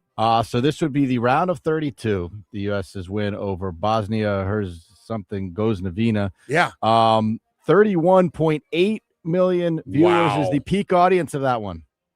It's a big number. That's a big number. It's catching on, man. I think are you the one who was talking about the fan bases from all these different countries really set it up nicely, don't they, for these games? It's kind of cool to see. The Argentina game looked electric at the stadium over there. That thing looked fantastic. All right, Joe, we only have like 5 minutes or 6 minutes left in this segment here, and I know you're going to need some time to talk about the wedding from the weekend. Taylor Swift and I was interested. Travis Kelce. I was interested who was there. Now, you were not invited to this. No. Adam Sandler did the ceremony. There was a lot of, as you could imagine, on the topic of outrage, since we've been talking about outrage this morning, there was a lot of outrage that she rented out Madison Square Garden and, did the whole thing right in the middle of Manhattan there. I don't understand a lot of the outrage towards her. She seems perfectly okay. But if you want to have a wedding and you want it to be private, the garden is probably not the best place to do it. Obviously didn't care about that. That was I know. That was a little bit of a surprise. Secretive and I have thought people they sign do NDAs and stuff. I thought they do something a little more private. Madison Square Garden doesn't scream private to me. I'm with you. No, but apparently Travis Kelce cried during the ceremony, which is nice. It's a good start. Wives love to see that. Yeah, they love to see that side of you. Any My man is crying. Any other thoughts on? We don't have a lot of stuff that's come out from this thing, Joe. No, you can't. That's a no-no. I bet it was one hell of a party, though. Oh, yeah, I'm sure it was. All right, we had the hot dog eating contest, and Joey Chestnut never once again reigned supreme. 66 dogs in 10 minutes. Damn. That's gross. God. Said there's a crowd of 25,000 people that gather to watch this thing. 66 hot dogs. Like to interview people that go to that and ask them what's going on in their lives. That's incredible. Going to a hot dog eating contest to watch. That's nonstop shoving them down your throat. It's so disgusting the way he eats them too, dipping the bread in the water. No, you have to. And he doesn't chew them. He swallows them whole. No, yeah, I got you. Think of a way to say that without getting in trouble. Well, we don't want you to get in trouble. So go ahead. Swallowing dogs. Nobody wants to swallow that dog. Be careful how you swallow that bad boy. Anyway, what more for you here, Joe? We had a semi truck spilled 40,000 pounds of Frank's Red Hot sauce on an Ohio highway during the recent heat wave. Ooh. Are you you're not a hot sauce guy because it'll No. kill you. Kill me. So this was Interstate 71 in Ohio here, perhaps where LeBron is hanging out. There you go, Joe. 40,000 pounds of sauce down the drain. I got a new combination I just tried for heartburn for about 3 days. Massive, like can't sleep at night heartburn. The stuff that goes not only to your front, but goes right into your back. It was a combination of old coffee followed by some M&Ms. Don't ask me why. I dipped into M&Ms and then went out and had a glass of iced tea for dinner before I started drinking. It was just the worst combination of things. I did everything but drink tomato sauce, and it would have had the whole thing. It's terrible. So this was actually a pretty serious situation here. They had to have a hazmat crew come out there and do all these different protocols, it says, because they had to keep it from spilling into drains and stuff because of the acid content in this stuff is like, wow, it's dangerous. Did not even think of that, Woody. That makes sense. Frank's Red Hot. I'm not do you like stuff really hot? No, not at all. No, me neither. Not at all. You know who does? Who? The man that's got a stomach from heaven, man. That guy's not affected by anything. Kimbo Camper. Big Bo's a spicy food guy? Big Bo wants tears in his eyes, man. I watch him and go, you got to be kidding me. Big Bo apparently wants to do the 999 challenge, I was told. Why, to make him spice those bad boys up? I mean, 9 chili dogs? Oh, he got chili dogs like him or peanut butter and jelly sandwich. They're not affected. It won't affect them. Okay. Guy's amazing. Anyway. Yeah, Woody, that's damn. Yeah, I don't like that. Don't like stuff hot. Someone said it's not water, it's lemonade in the hot dog eating contest. Is that what he's eating? Lemonade? Oh, I didn't know that. I thought another guy said he tried to eat 66 mini pigs in a blanket and failed. Yeah. I love those things, by the way. You ever eat those? I do. Those are delicious. Yeah, they are. They're not bad. The old Nathan's ones? Yep. Not bad. What a nice snack. What's your go-to dog? I do like the Nathan's dogs. You do? Yeah, they're pretty solid. A good Nathan's. Boar's Head. I know you're a Boar's Head guy. I'm Boar's Head right across the board. Yeah, good way to go. Hey, we got a Chicago hot dog. We were up in Orlando. How good was that? Well, they got Portillo's up there, which is like the Chicago place. So they got the Vieta beef hot dogs. Those are good. All right. Little snap, the casing there. Well, Woody, we got Kyle Crabbs going to join us, host of Locked On Fins, NFL analyst for A to Z Sports. But you got something else for me this morning. What do you have? I do, Joe. I have some very good news. All right, here we go. DraftKings is live in all 50 states, and that means you, Florida, win or go home. That's it. That's the World Cup knockout round, and DraftKings has got you covered for every single match. The DraftKings app is now live in Florida. So whether you're catching the early kickoff before work or the late match at the bar, you're in on every minute, every match, every moment, all in one app right here in Florida. The world's biggest stage in the palm of your hand. New DraftKings customers, sign up with the code 1043 WQAM. Spend $5 to get $200 in total rewards over 21 days. That's code 1043 WQAM. Again, use the code 1043 WQAM. In partnership with DraftKings, the crown is yours. Event trading offered by DraftKings Predictions, a CFTC registered introducing broker. Trading involves risk of loss. Market availability varies. Eligibility restrictions apply. $50 every 7 days via click to claim. Issued in non-withdrawable predictions dollars that expire in 1 year. Ends July 19th. Terms dkng.co/predictions promo.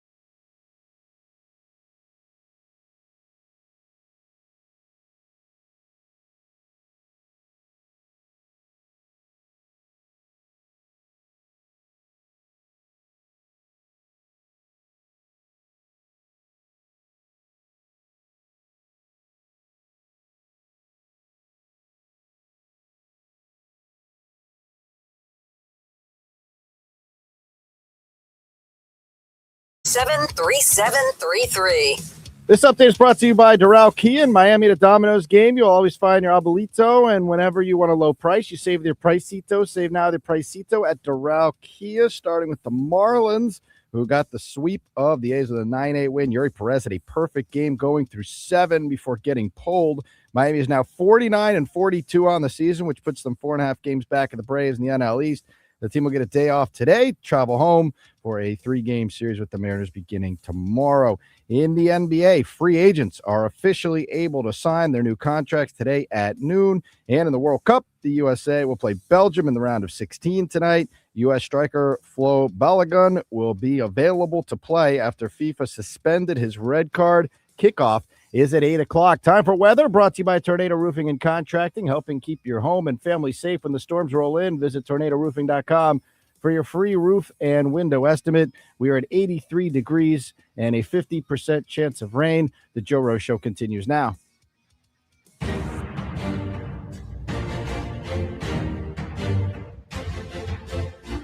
And it is time to head out to the Toyota of Hollywood hotline. Shop over 2,000 Toyotas on sale. One location, Toyota of Hollywood on 441 between Hollywood and Sheridan. ToyotaofHollywood.com. Joe. All right, let's go right to him. Kyle Krabs, the host of Locked On Fins and NFL analyst for A to Z Sports. Kyle, how you doing, brother? Hope you had a nice 4th of July. I did, Joe. How about yourself? I did. I had got out of town for a couple of days, and I did. I had fun. Got relaxed a little bit. Had a little tequila. And it was nice, and I got a chance to watch a little World Cup while it was going on. Hey, man, we got a 21 draft picks from last year over these last 2 years. 8 2 years ago, 13. We're waiting to see what they're going to look like. But the good news coming out of this, all 8 of those guys end up playing a lot of football, which very seldom happens, especially your 2 7th-round picks. I mean, those guys actually started, the quarterback started the last 3 games, and your defensive linemen end up rotating in there a lot in the second half of the season. Of those guys in that draft class, in that 8, for you, who are the guys you're really looking to really take a big jump up here in their second year? Yeah, I think you can point to the 2 early guys, obviously, with being top 50 picks with Kenneth Grant and Jonas Savaianaya. But if I wanted to look past that, I think all 3 of those 5th-round pick guys, and Jason Marshall and Dante Trader and Jordan Phillips, I think all 3 of those guys have golden opportunities to kind of snatch a lot of playing time. And we've heard really promising things from Trader and Phillips throughout the course of the offseason program. So I kind of look at that 5th-round bucket of guys as kind of it's the part of the draft where you can't expect guys are going to hit, but you've got a golden opportunity for a couple of guys who did play a lot last year to really come on strong and kind of become surplus value guys for you. I'm glad you said that, because those are the 2 guys that impressed me the most out there was Jordan Phillips and Dante Trader.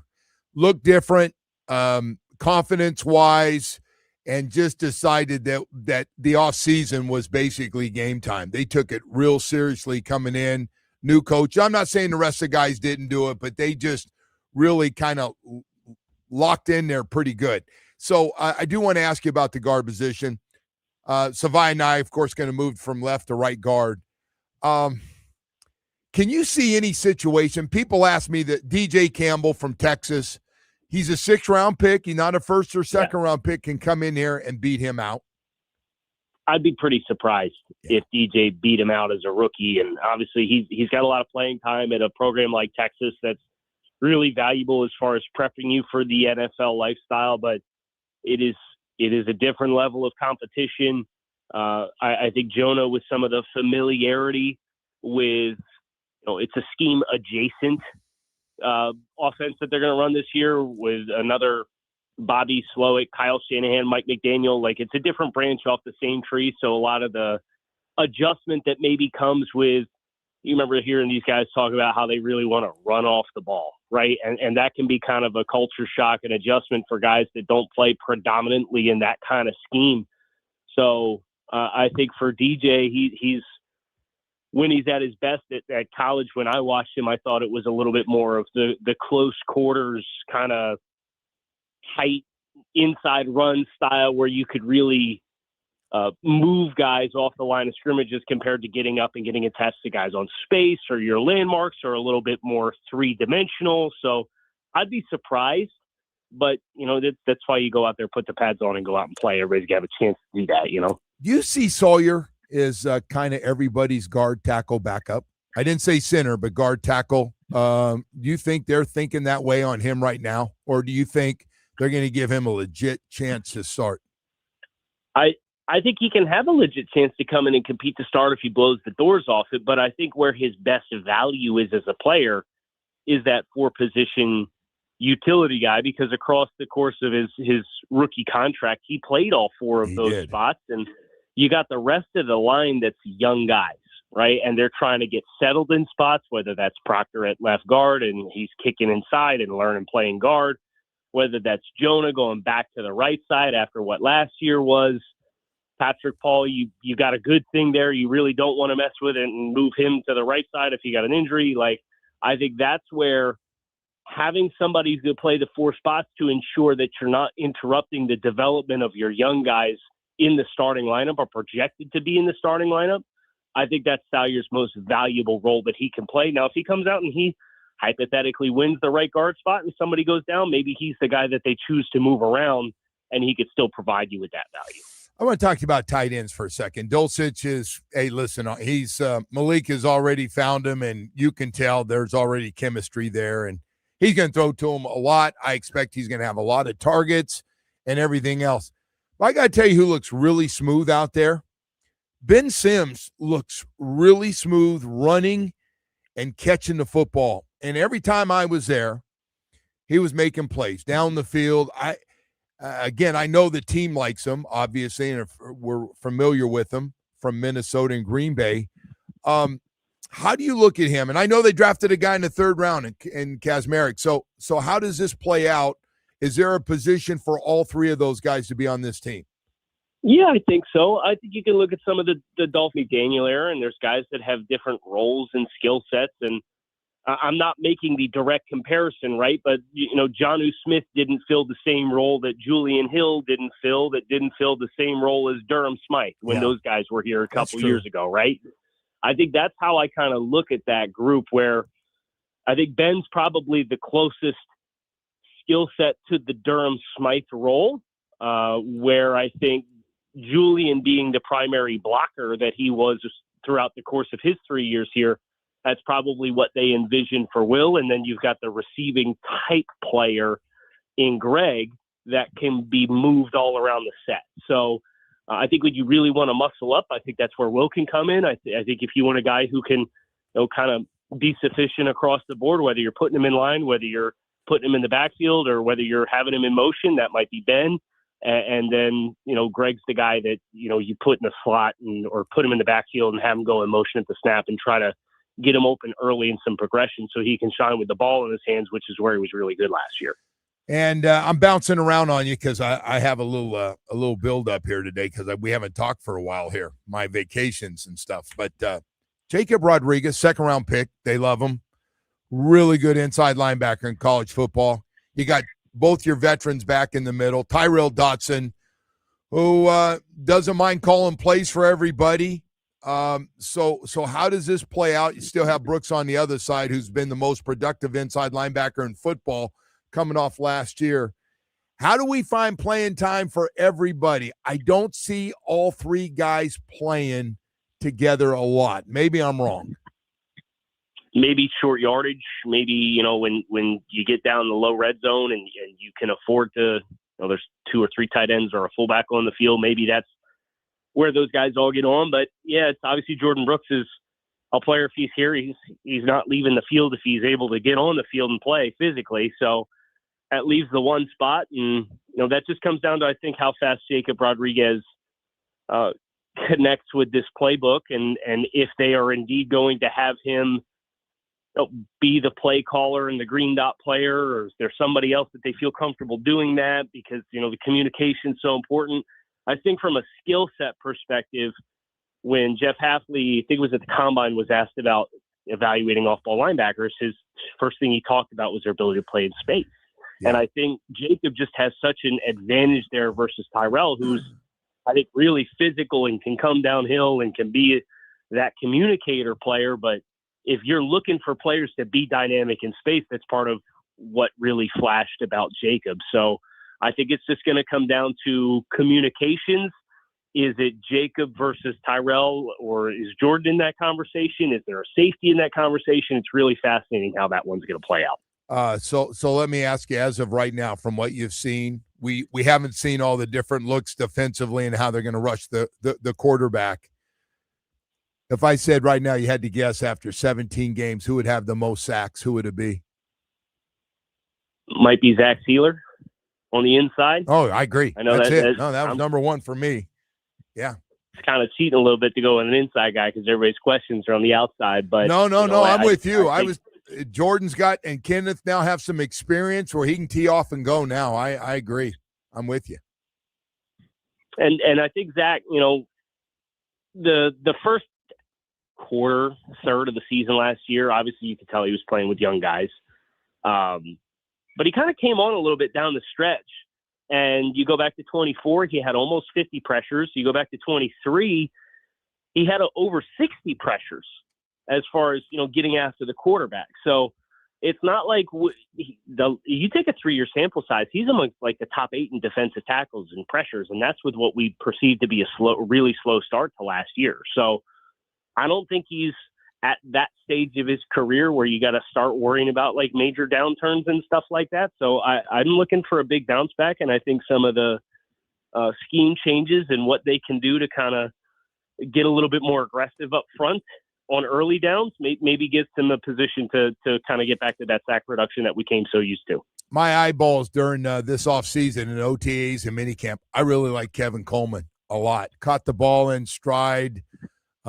Again, another guy, a little bit like me is talking about Ben Sims, actually. Both those guys caught it, and I didn't know. There for a while, I was kind of looking and going, hey, guys, we're not talking. Hey, man, you guys aren't talking about him. Then it started to pick up. Is there a position for him to get some playing time with this group, with Tolbert and all the other guys, Malik and those type of guys to play in this offense?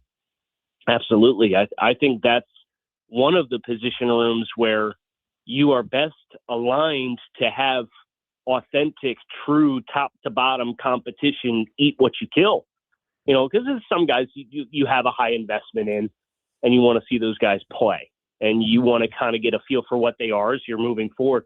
A wide receiver, yeah, they invested draft picks, but it's not like they used a top 20 draft pick on one of these wide receivers. And the veterans, even the ones that have guaranteed salary, are essentially veterans minimum guys. So you're not tethered or tied to long-term commitments or high investments in anybody. So if Kevin Coleman comes in there and he has the best chemistry with Malik and he's getting open with consistency, then yes, he should absolutely be not only getting playing time, but commanding the targets. And I know that you want that at every position on the roster, but the reality of when you invest a first round pick in a guy or you're paying a guy $25 million, that guy's usually going to get the first crack to play regardless. Hey, something we haven't talked about with Malik, and listen, everybody's got different opinion on Malik and what he has done and hasn't done in his career, and honestly, everybody around the league's all over the board on Malik Willis, which is fine. It's not a problem. He's going to start, and I want to see what we have. Nobody's really talked about if we have a running game, which I think we are. Where does Malik Willis fit in as far as yards? I mean, we do this now with quarterbacks. We never did this until recent years, and now we got guys getting 600, 700 yards. You put Malik Willis 600 yards over under on this season as a runner? I'd probably take the over, to be honest. Between the outside of structure scrambles and, you want to be selective with how you actively run him as a runner by design. But if you don't do any of that, you're leaving meat on the bone as far as what this offense is capable of, right? So I think that's where one of the big tests for Bobby Slowick in my eyes this year is finding the right times to invoke him as a runner, to consistently use the threat of him as a runner to help make things easier for the run scheme and the blocking assignments. and having that balance. But Malik Willis absolutely should be amongst the league's top leading rushing quarterbacks this season. It's just you don't want to run him too much. So what's that balance? How many runs a game by design versus how many, hey, there's nothing there and you got a free runner in the pocket. It's time to go make something happen and keep the offense on schedule. Yeah. So the follow-up to that is being smart, right? You got to slide. Don't worry about getting 3 or 4 yards or trying to make somebody miss or taking your ego and you decide it's a smaller guy coming at you, so you decide you're going to dip your shoulder and try to take him on. Just stay smart, right? Stay smart, and when you get a chance to take off and run and get as much as you can. But we don't need anybody to impress. I think he's going to have a big year, and I would not be surprised if we're talking about him getting 6+ touchdowns running the football as well. Yeah, I agree. Absolutely. I think that expectation of 600+ yards and as many touchdowns as you can count on one hand or a little bit more with his legs should absolutely be the standard. And part of, you talk about being smart, that's part of what allowed Lamar Jackson to be so dynamic for so long as a runner is not the fact that he was managed from a carries perspective or from a scrambles perspective, but he was always very judicious with how he got hit and how he got tackled. And that's part of my evaluation for Malik Willis this year is, can you feel guys closing on you and what speed they're closing and whether you need to slide or can you get out of bounds or making good decisions to put your foot in the ground and play and make a guy miss. So that's just all these running quarterbacks, you compare Jackson Dart last year and how many times he ended up in the blue tent because he was taking guys on head on versus a guy like Lamar who was always very slippery. That's part of this for Malik and his ability to make this thing happen too. So we were talking about before I started you with this, and I'm going to finish it up with this. Who's going to start and who's going to be in the rotation? And, listen, we got stuff to fill here over the last couple of weeks. As of right now, coming out of these camps and OTAs, because of injury and where they lined up, Juju Brents, Chris Johnson, and Jason Marshall look like, and I'm going, hey, I could see that if the season started, I could see those 3 guys out there. But I think Storm Duck and Ethan Bond are still going to have some chances, right, to crack in with a good camp coming up. Would you agree with that? Yeah, I think that's another one of those spots that just like wide receiver, it's Chris Johnson's the guy who got the marquee investment, and you're expecting as a result, whether you're with 2 corners or 3 corners out there, he's not going to leave the field health willing, and the rest of it is eat what you kill. Yeah, no, I'm really and by the way, the best player should be, when it's all said and done, and we're talking about who's the best player, it should be our number 1 pick that we just drafted. When it's all said and done, Proctor should be the guy like, yep, that's what our first-round pick's supposed to look like at left guard.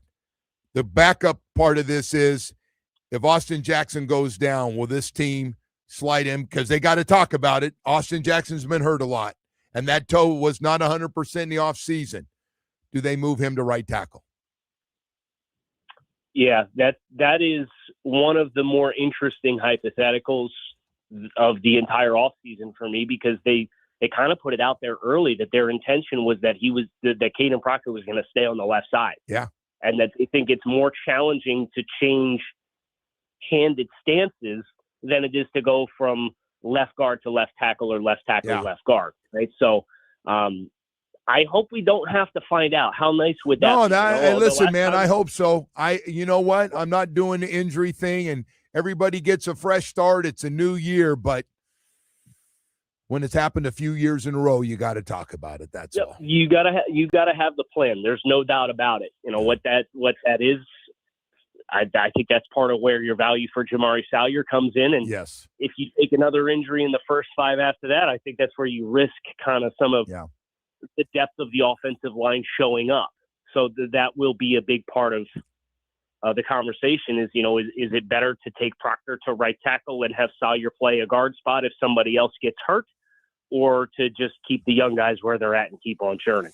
Yeah. Hey, if Ayuk, somehow we find out Ayuk really likes our offensive coordinator and being back together with Bobby Slowick, would you take him, or does he scare the hell out of everything he's doing and saying right now in San Francisco?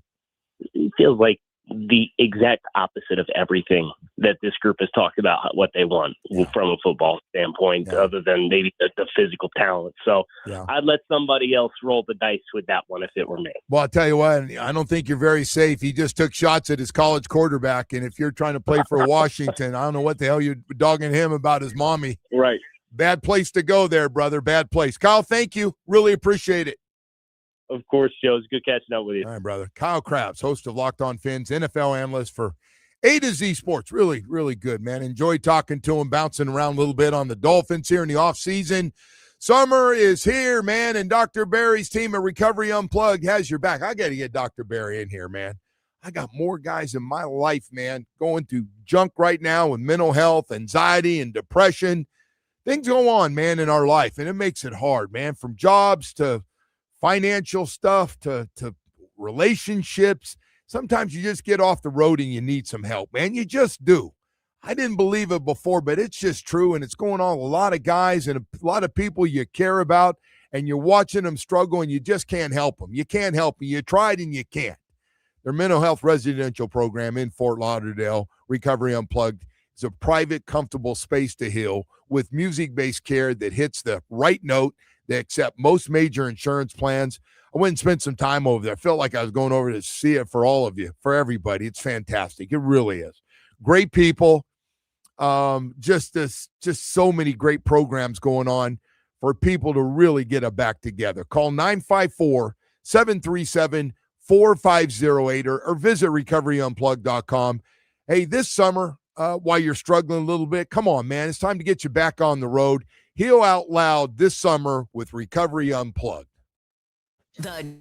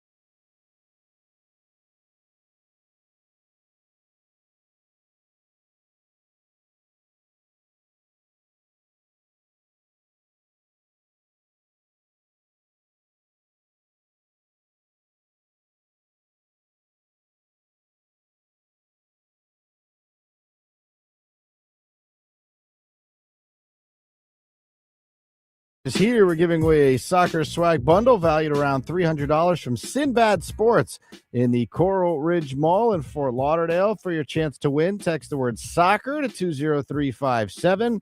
That is soccer to 20357. For more information, you can go to WQAM.com and say text, contest, message, and data rates apply. Don't text and drive.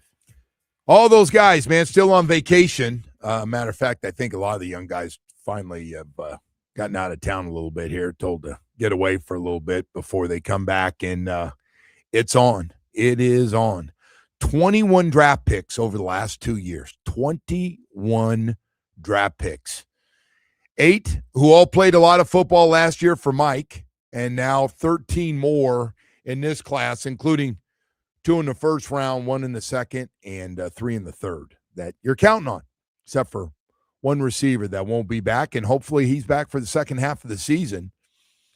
But just so you know, if he's not 100%, our doctors will not greenlight him to go out there early and limp around. That's not the game plan. The game plan is when he's ready to slowly get back and look like real close to a number one receiver would be the game plan. Anyway, appreciate a lot of stuff that we were able to get that from our boy there, talking a little bit about the Dolphins. Never stops. Kyle Krabs always joins us. We appreciate him very, very much with everything going on here. We got all kinds of soccer stuff going on, USA, Belgium, round of 16 tonight. And, of course, it just couldn't be another game. We had to have some controversy. We have to have Belgium very upset about this and fighting it. The guy got the red card, and now you're taking it away because the president of the United States called you. It's a bad look. And you're like, hey, man, come on. This. You didn't think this was not. This is FIFA, man. A lot of things happen. And so anyway, we'll see what it looks like. It's only fitting tonight that he scores a goal, that the USA wins by a goal, and the guy that got suspended is now back and has the winning goal. That's what's got to happen somewhere in the 80th minute tonight, between 80 and mid-80s tonight. That's got to happen. I mean, that just, can you imagine the outcry from everybody after that red card was lifted? Oh, my God, it will be unbelievable. By the way, Portugal and Spain, 3 o'clock. And my people, those Portuguese could really use some help, man. We need it. A little bit of an underdog against Spain. And we got a good game here Saturday night, man. We got a real, real good game. Norway and England. Norway took care of Brazil. England took care of Mexico. In Mexico City last night, Dan, that's an impressive win for England. That's a damn good win. They had a whole bunch of people that were like fired up in Mexico, not to mention altitude. And I think it's a highest altitude stadium in the world, if I'm not mistaken, or maybe it's North America. But anyway, we got all that, and we got some guys playing out at a really high level, which has really made this tournament fun for me, as Mbappe, Messi, and Haaland, and Kane, all with 7 goals, and Kane with 6 goals so far. So fun stuff. And the Messi show. Woody, you said it this morning. I agree with you. And the big winner, if Messi keeps going in this tournament, Argentina, of course. Argentina keeps going in this tournament. The big winner is going to be Inter Miami in this whole thing. Inter Miami, can you imagine what those tickets will look like if Messi somehow gets to the finals and wins back-to-back World Cups? Let's just throw that one out there. I know it's a long way to go. Don't get me wrong. I'm not putting anybody in the finals yet. But, boy, I'll tell you what, the Moss family, David Beckham going, oh, my God. Did we ever hit a jackpot on a guy at the end of their career? Oh, Lord, just at a high, high level. Anyway, besides that, we had something else going on that we don't get a chance to talk about very much. Eury Pérez last night, 7 perfect innings, 8 strikeouts, cruising along, 92 pitches. And skipper says, hey, 90 pitch count, man. I got to take you out. Long season. We got half this thing left. You got a nice big lead. You just pitch your butt off, but take him out of the game, and they barely. I don't know what was the score. 8-0 when he went out. I think that's 8-0. And then all of a sudden, they need a 9th run to win that game. They end up winning 9-8 after the Marlins get 7 perfect innings from Pérez, have 4 home runs and 16 hits, and they're in a dogfight. And they were in a dogfight last night, man. That thing right to the end. They get the sweep. That's a good news. 49-42 on the season. Congratulations to Otto Lopez and Max Meyer, both going to the All-Star game, man. Good stuff for both. Otto Lopez is just, he kind of cooled off a little bit. When I say cooled off, was, not looked like it's slowing down a little bit. And then next thing you know, he got 3 hits, 3 RBI, batting average right back as high as it's been in a long time, 346 on the season, and just having a great season at shortstop. And Max Meyer got 9 wins and 1 loss, 112 strikeouts, and ERA at 2.53. And then Sandy Alcantara's got 10 wins on the season. Where'd that come from? Oh, he got 6 of them in June. So a lot of great stories going on. I don't think this team's going away. I was looking at Padres spent a lot of money. They've been horrible. They beat the Dodgers last night, but they haven't been very good. The Mets have just been a complete disaster for money spent. There's a guy that jumped into it. I get it. Big Mets fan. Spends whatever, right? Goes after anybody he can if you tell him it. And they're just not very good. This Bendix guy knows what he's doing. He's building this team. He has some great finds. I mean, Otto Lopez was found off waivers, and now he's the best shortstop in baseball. Boy, it's that story right there. Max Meyer's a former first-round pick for the Marlins, but Otto Lopez, my God. Yeah, you're going, whoa. This guy's on pace for some ridiculous, lead the league in hitting. And he got DFA'd twice. It looked like he was on his way out of the league, and the Marlins give him a chance. Yeah. And now, he's an Pride all-star. of Canada, man. Pride of Canada right now. It just got hot during that World Baseball Classic, and he did. Hasn't really looked back. He's going, but they got a lot of good stories on this team, right? You got a utility guy that's just tearing it up. Finally, Sanoja? Yeah, Sanoja, just put him at third base, right? Sanoja's playing great. Heriberto Hernandez has been playing great since being called back he up. Has. Yep, different guy. Joe Mack's been a great story. And then, of course, there's Sandy and Max Meyer.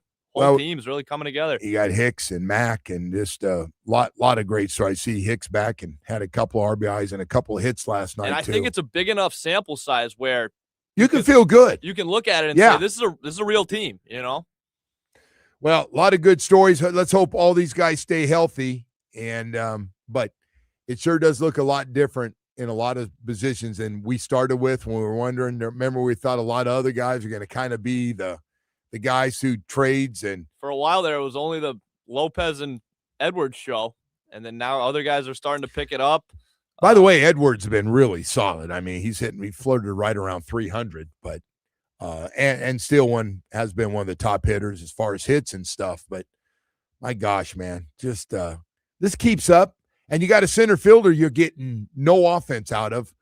And I'm not picking on the guy, but you were kind of counting on that guy maybe to build the team around, according to some of the insiders. Yeah, Marcy struggled, but the rest of the teams picked it up. So yeah, they have. Marlins playing well. Casey's been fine. For a rookie, you expect up and downs from him, and he's shown you exactly what you're expected from I him. love that positive attitude with you, man. That's beautiful. That's good stuff. I mean it. You're right. You're the hottest team in baseball. You got to be positive about this thing right now. 20-6 in June, and get a nice little sweep of the A's. Man, it's just a 7-3 road trip. Boy, that's great stuff. All right, tell you what else is great stuff. Talking about Choice Mortgage, Michael Kotze. Somebody goes, why would I use Michael Kotze at Choice Mortgage? I said, well, it's about great service. When you're trying to get approved from those big banks and you find out you can do a lot faster with Choice Mortgage, get everything done. He's doing all that stuff, working on the weekend where all your bankers are on a little banker vacation there, man. What are you talking about? You need cash to pay off some taxes, liens, judgments, IRS, high interest rate, second mortgages, credit card debt. All of it's killing you right now. Call Michael Kotze at Choice Mortgage, 561-441-2730.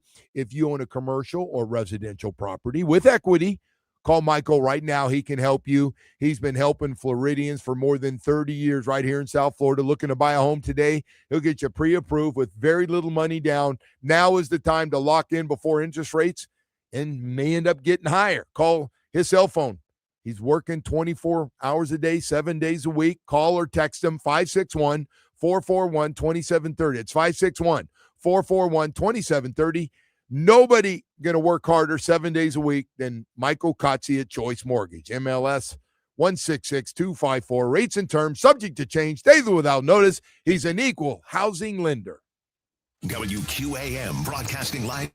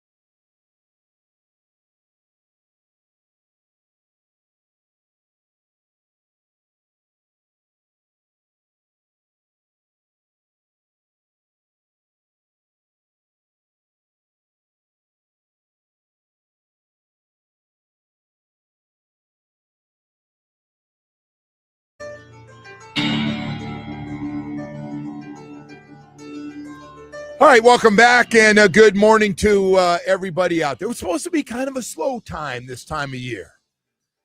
And, man, I think it was great getting this soccer tournament here in this country. Yeah, I think it's been fantastic. I do. And having people, remember, weren't we just talking about nobody was going to come here? Wasn't everybody telling us, well, nobody's coming here, man? And, I didn't know how it was going to turn out. I was just listening to everybody. Okay. Boy, I see a lot of fans, man, showing up. I'm not seeing a lot of empty stadiums, Woody, anywera. Well, the tickets dipped for a while there, right? I don't know, but I don't think they care, Woody. I think but they dipped in price, but now they've become absurd. People spend thousands of dollars for nosebleed seats these games. Second half of this tournament, now you're getting down to all the really good teams, right? Except for Germany's out, Brazil's out, but you got some fun ones. Portugal and Spain, two of the favorites. United States still alive. Got a good chance to beat Belgium.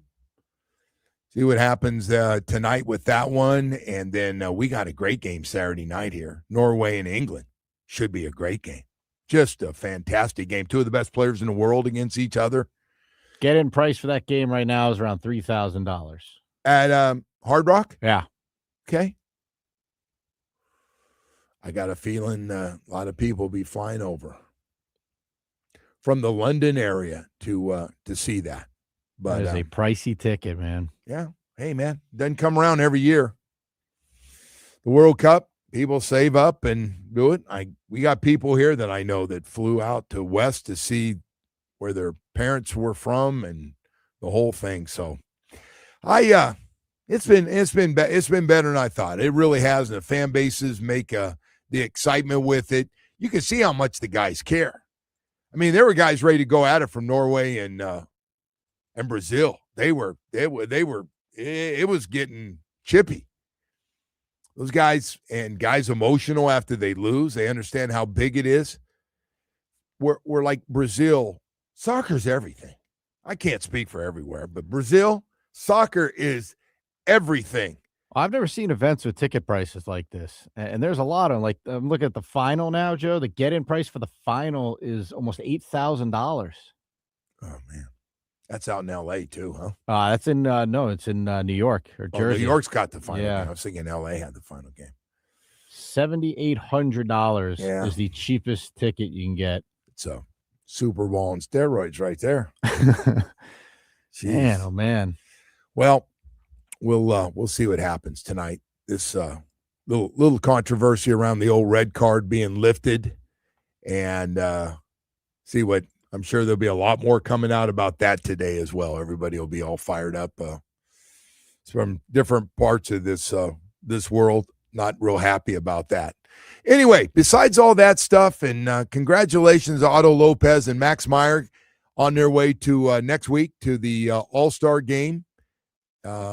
Otto, both well-deserving. I mean, there's some you know what? Those are only two really well-deserving. I take that back.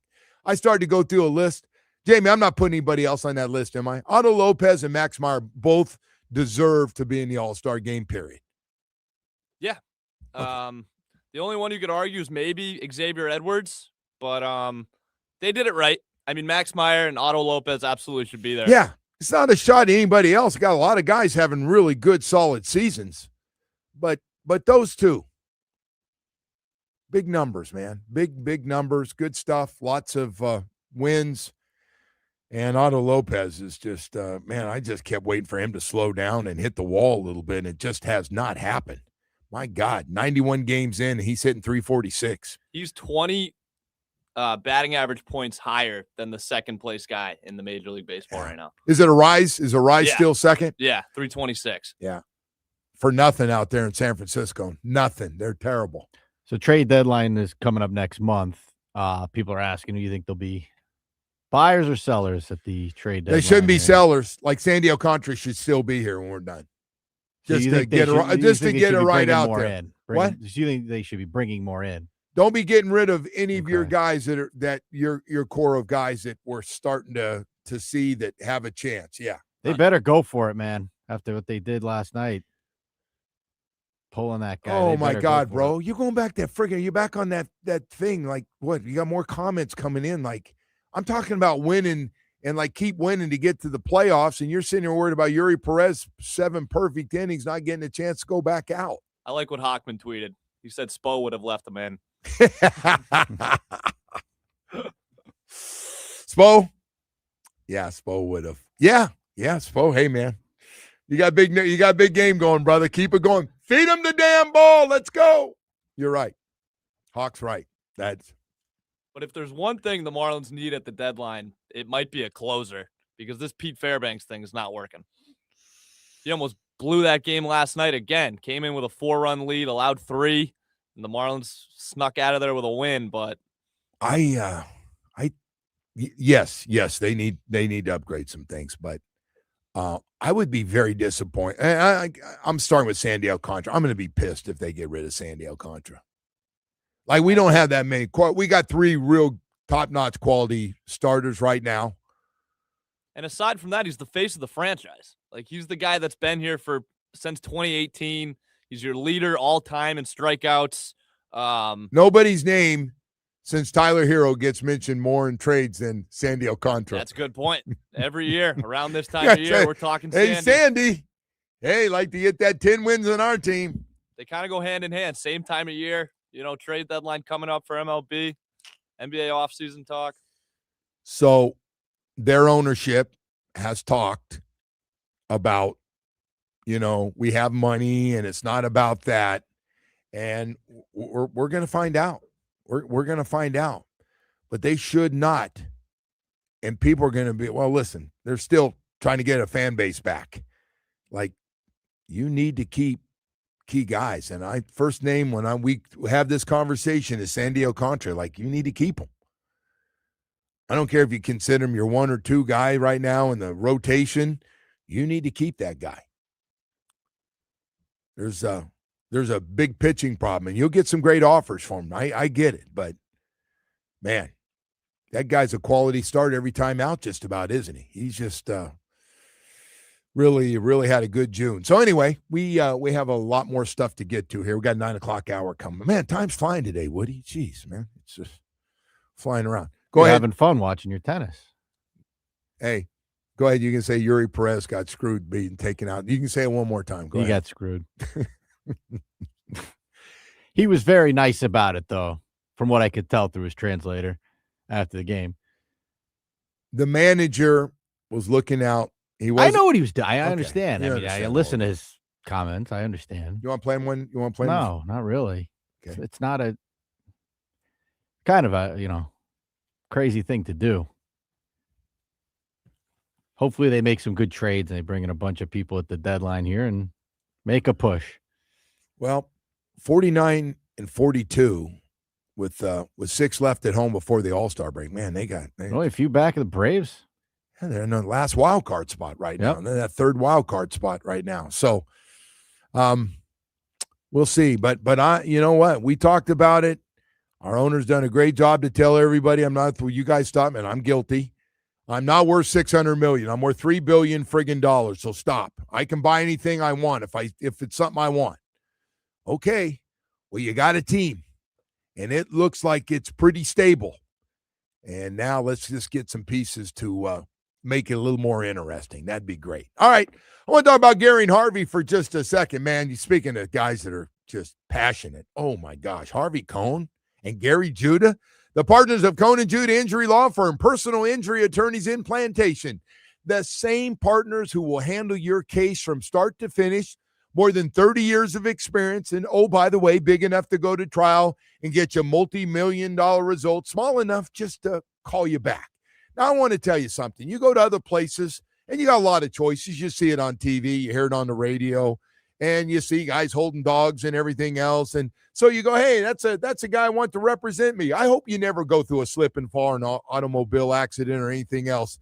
But it happens, and it happens a lot. And when it does, you got choices out there. And you go with somebody you heard on the commercial, and that's the guy I want to represent you. And you find out, oh, he doesn't get involved in cases. No, he's just the front guy. He's got his name on the partnership, and that's it. So now, but in the back there, we got somebody that's got 300 cases. You'll be their 301st case. Go ahead and let them take care of you. Then you feel like you're not important. Then they don't get back to you. Then you're frustrated. You want updates. You're in pain. You're not feeling it. You won't have to worry about any of that with Harvey and Gary. No. Communications right there on top of the list. Having their phone number, they have your phone number to give you updates on everything. Matter of fact, go to ConanJudah.com, read the reviews. Go to ConanJudah.com and read what they're saying about Harvey and Gary doing great things. People who care will get you great results. And remember this, they don't pay other lawyers to do the work you hire them to do.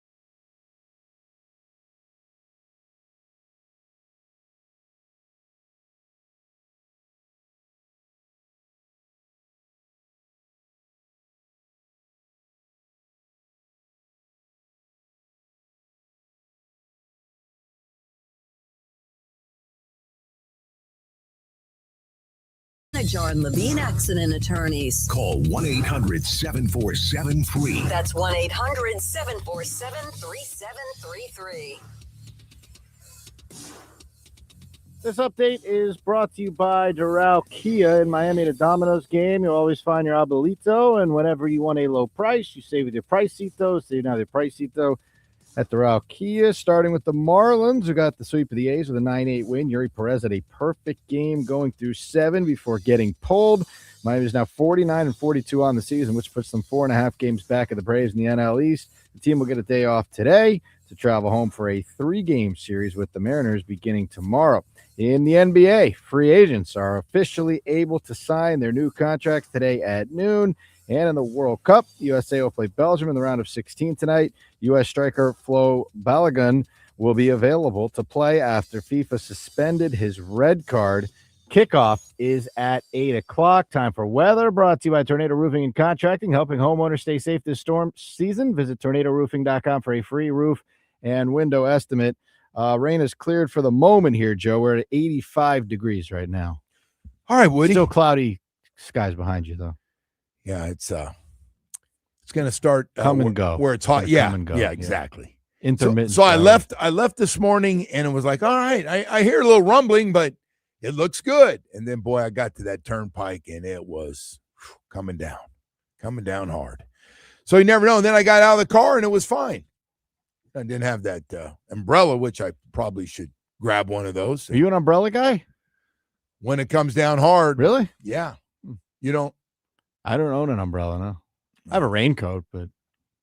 So that and the combination of these studios can be really cold in the morning. That's a bad combination. Yeah, that's true. I respect the umbrella. They're hard to like put back together, though. All the metal and everything. And yeah. Don't you think? Yes, I do. No, I agree. Fingers clipped in those things. Yeah. They're very dangerous. Hey. So anyway, would we it's fun now. I'm going around to all the guys and talking to everybody, and they're all fired up. That Eury Pérez went 7 perfect innings and didn't get a chance to go out for the 8th inning. Like, he's got a chance to get a perfect game, Joe. You like people go to the game that are A's fans were there. Like, most of them were A's fans. This is one of the more bizarre things you'll ever see. I mean, it really is. Like, if you Joe, 24 perfect games in the history of baseball. Perfect. You're right. That sport has been around for a long time. 6 outs away, and you pull a guy, and you say you're worried about he was on a 90 pitch count. Oh, so I will say this, and I don't know if you know this, but when you're growing up, and for older people out there, you know those guys, Juan Marichal and Don Drysdale, and some of those guys, Bob Gibson, they used to throw like 130, 140 pitches. They were pitching. If they had a roll and they were going, their arm was going to fall. They were going to pitch. And now we're just talking about this out in the hall. We're so worried. I don't know. Now maybe somebody's going to tell me, no, Joe, they throw harder today. They snap it. The break is sharper. They put a lot of pressure on their arms. We got to be careful. Because the problem is there's no way to speed up the Tommy John surgery. Now, I'm not defending it. I'm not. I said this morning, and by the way, it almost backfired because it went from it was looking like a perfect game to a 9-8 win for the Marlins down the last out there. So, yeah. But, yeah, I got it. Hawks fired up. All the other guys a little fired up today. Eury Pérez, 7 perfect innings, didn't get a chance to go out. So the more you think about it, I mean, it really is one of the more outrageous things you'll ever see. Well, it's because the obvious thing like here to do would be just let him go and get the first batter. Like if he walks him, he gives up a hit. Okay. Yeah. At least give him a shot. He could have. And by the way, if that's what you're worried about, you hope he gets a base hit in the 8th inning with the first guy, and you come on, all right, get out of here, hurry. You're done. I don't know. What would it take, 20, 30 more pitches? Yeah, but I don't know the last time. You know what they're going to say? Eury Pérez has never pitched 118 to 20 pitches. He's on a very tight 92 pitch. That was it. Anyway, hopefully we'll get Skipper on this week, and usually comes on when they're at home, and we'll talk to him about this. He may not want to discuss this one anymore. He's not like that. He's fine. I'll tell you what he's telling you. Play it. Go ahead and play it for us. Play it.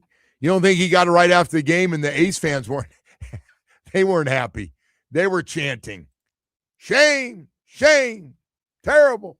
Clayton, obviously a wild win. We'll start with Eury today after 7 perfect. Just what went into the decision to take him out? I mean, that was going into this game, like 90 plus a batter was a pitch count that I felt comfortable with him coming back off the time on the IL, and us looking to play beyond the regular season. Eury's going to be an important part of that. So, yeah, I mean, he had it really going today, and I totally get it. And there was a part of my heartstrings pulling at his opportunity to keep on going. But I think I have to think about Eury, one, and our organization, our team, and what's best moving forward to give us a chance to continue to win games. So, made it more of a calculated decision with where he was with the pitch count to take him out. So there you have it. And yeah, six outs away. Could have been fast outs, right? Could have been a ground ball on the first pitch. Could have been a pop-up. Could have been strikeout. Could have got 100 pitches, right at 100 pitches going into the 9th. Baseball gods were so mad. They almost made them lose the game. Yeah. There you go. You're going to pay. You took Eury out. It'll never happen to him again. Now you're giving up 8 runs with that bullpen. I mean, it probably will never happen to him again. That doesn't happen a lot. Perfect through 7? I'm sure there's a lot of guys who've been pitching that hadn't happened to. You're right. You're right.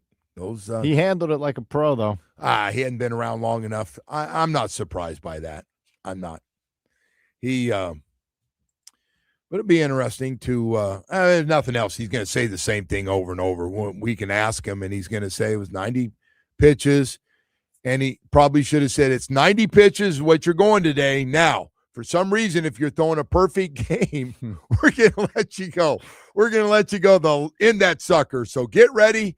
We may have to move you back a couple of starts or something. I don't know. Anyway, maybe it'll all pay off, Joe, if he throws a gem in the playoffs. Yeah. What do you think? It'll be all worth it. So I do know old schoolers. I can't speak for young people, but old school people hate the fact that these guys on these pitch counts hate it. And again, we were talking to Johnny Bench one day about some of these guys used to, like, they didn't want to come out of games either. But like Juan Marichal and those guys, they throw 160, 170 pitches. Whatever it takes. Oh, extra innings, I'm in. Hell no, don't put. You're in that bullpen. Well, I think now they have the analytics, right? Yeah. They got all that stuff. Yes. And it's smarter to limit the pitch count. But not in that situation. I think a lot of guys in baseball are 90 on a 90 count. Jamie, you agree? 90 count? Yeah, you rarely see guys go into the triple digits these days. But it does happen when you get something special. That's the one thing, right? Like usually, Johnny, you got to be to bed early, but tonight's a special night. Yeah, I mean, I would have liked to see him go out for the 8th and go batter by batter, but Clayton had other plans. Yeah, but we're not going to fire Clayton. It's been a long time since we've seen 49 and 42. It's been a long time, folks. That's interesting. I wonder the last time somebody's 7 games over. They probably said it last night. I didn't hear it. 49 and 42. Yeah, but almost halfway through the season, though, or more than halfway, through the season. Yeah, more than. They're going to be flirting right at 100 games here when they get these 6 done at home, where they have really played well. Not to put a whammy on them, but the Marlins have nothing going for them. This would have been nice for everyone. That's true. That's not true. No, that would have been nice for that reason. Get people talk. By the way, they were 7 games under 500, and they did this. Then I mean, be more of an outrage than it already is. But could you imagine? Well, but Eury Pérez throws a complete game, a perfect game last night, it jumps up as far as national stories. Be the biggest story in sports. Ain't nobody talking about us nationally on our baseball team. Nothing. And so you get one of those, not that Clayton's going, am I going to get more pub out of this, huh? We can get noticed a little bit? All right, let's do it. So, anyway, Seattle and Cleveland, they're off today, by the way. Seattle starts up tomorrow for 3, and then Cleveland for 3. Then right to the All-Star break, and we'll see Otto Lopez and Max Meyer, both having really good seasons. They got a lot of guys actually really picked it up over the last couple of months here, month and a half or so, playing great baseball. I don't know which story has more outrage today, Joe. The red card or the pulling? So I got to tell you, so as you know, this thing will divide into politics partially. Second of all, people from other countries that don't like us aren't going to be excited about our president getting involved with a guy coming back. And so that's going to stir it up. And everybody knows that the president of FIFA loves Donald Trump. And so made that phone call and said, hey, let's get this flipped, man. We need him. You got it. Let's do it. Well, that's how people think, you know. That's probably how it went down. I mean, how it went down. Probably, right? But people think the president said, change it, and they changed it. Well, he basically said it on social media. And Belgium is, going, really? I think they called it astonishing was the word that they used in their statement. Wow. I saw people saying they might quit. They might take their ball and go home. They're not going to do that. The competitive guys that these guys are, and I don't play soccer, but you can tell by the way they play for this tournament, you're playing for your country, they're going to go screw them. They got one of their best guys. We're still going to friggin' beat them in their country. USA wins big tonight. What do you think?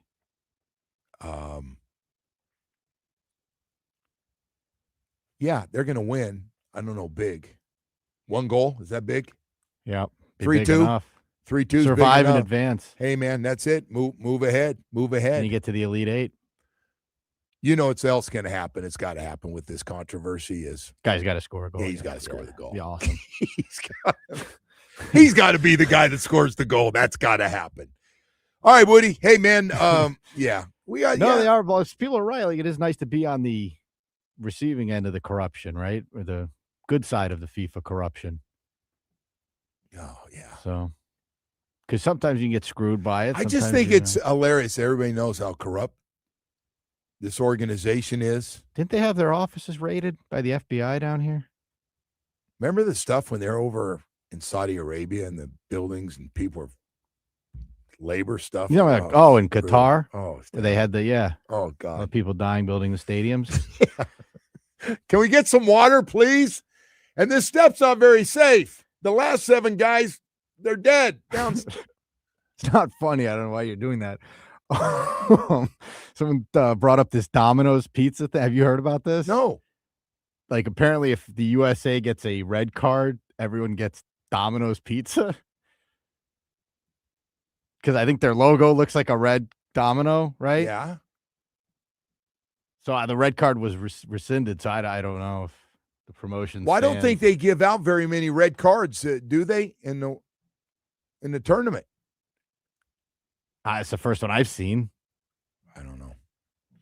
We need. We're Solana when you need him. Where is Solana when we friggin' need the guy? Right. All right. Hey, hurricane season is here. Been here. You never know. We're just getting these are little teasers, man. But it's time to call Loctite Impact Windows, Doors, and Roofing. Their window hurricane category 5 rated.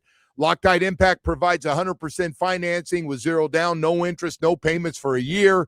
You got no leaky roof. Come on, man. Replace your old roof now. You can pay later. Plus, 24 hours a day, 7 days a week. They got a roof repair part of their company that will come out, patch it up for you, get you through hurricane season. Now, the best part, Impact Windows as low as $6 per month per window installed. That'll help you out.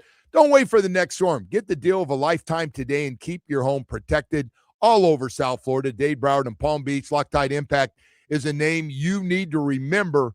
And when they come out, and I'm going to give you a phone number, I'm going to give you the information here because call 954-500-LOCK. Tell them you'd like to get started. You'd like to find out more. They'll come out, meet with you, get the process started. They do everything from start to finish. Or go to LoctiteImpact.com and get more information. Chev and his team over there, the CEO, will let you know that it's going to be very competitive with their prices and get it done for you during hurricane season. The Joe Rose Show is presented by Loctite Windows, Door.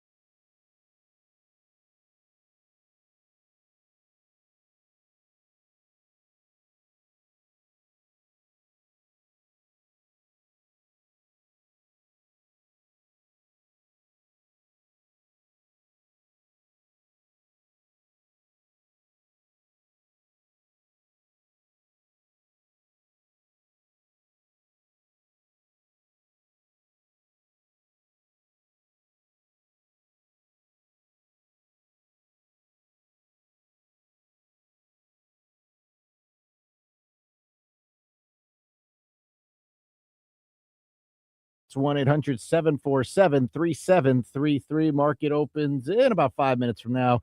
NASDAQ futures up 300 points. Dow futures down 76 points. S&P is up 30. And Joe, you asked Solana how many red cards. So he's listening. He texted me. Yeah, how many? 12. 12 red cards where guys have been suspended for a game. So we were off by 12. 12. Yeah. Well, there's a guy that's watching it. No, Solana's great. I mean, he's hosting a show on the weekends. I know, here. he's on it. He's great. Went to the matches. I just his team. Yeah, I didn't know that. Did not know that. Well, you weren't keeping track. Neither was I. Well, listen, we had one guy and we faked you out because he's going to play. He got a red flag for a couple of days and they red flagged it off. So it's So there is a promotion, by the way, that Domino's was running, Domino's Pizza, that if anyone from the USA got a red card, they would give away $1 million worth of emergency pizzas. okay. So I don't know if the promotion stands. Well, hopefully everybody got in there as soon as that thing happened so they could grab it so they can't go back on it. It's true.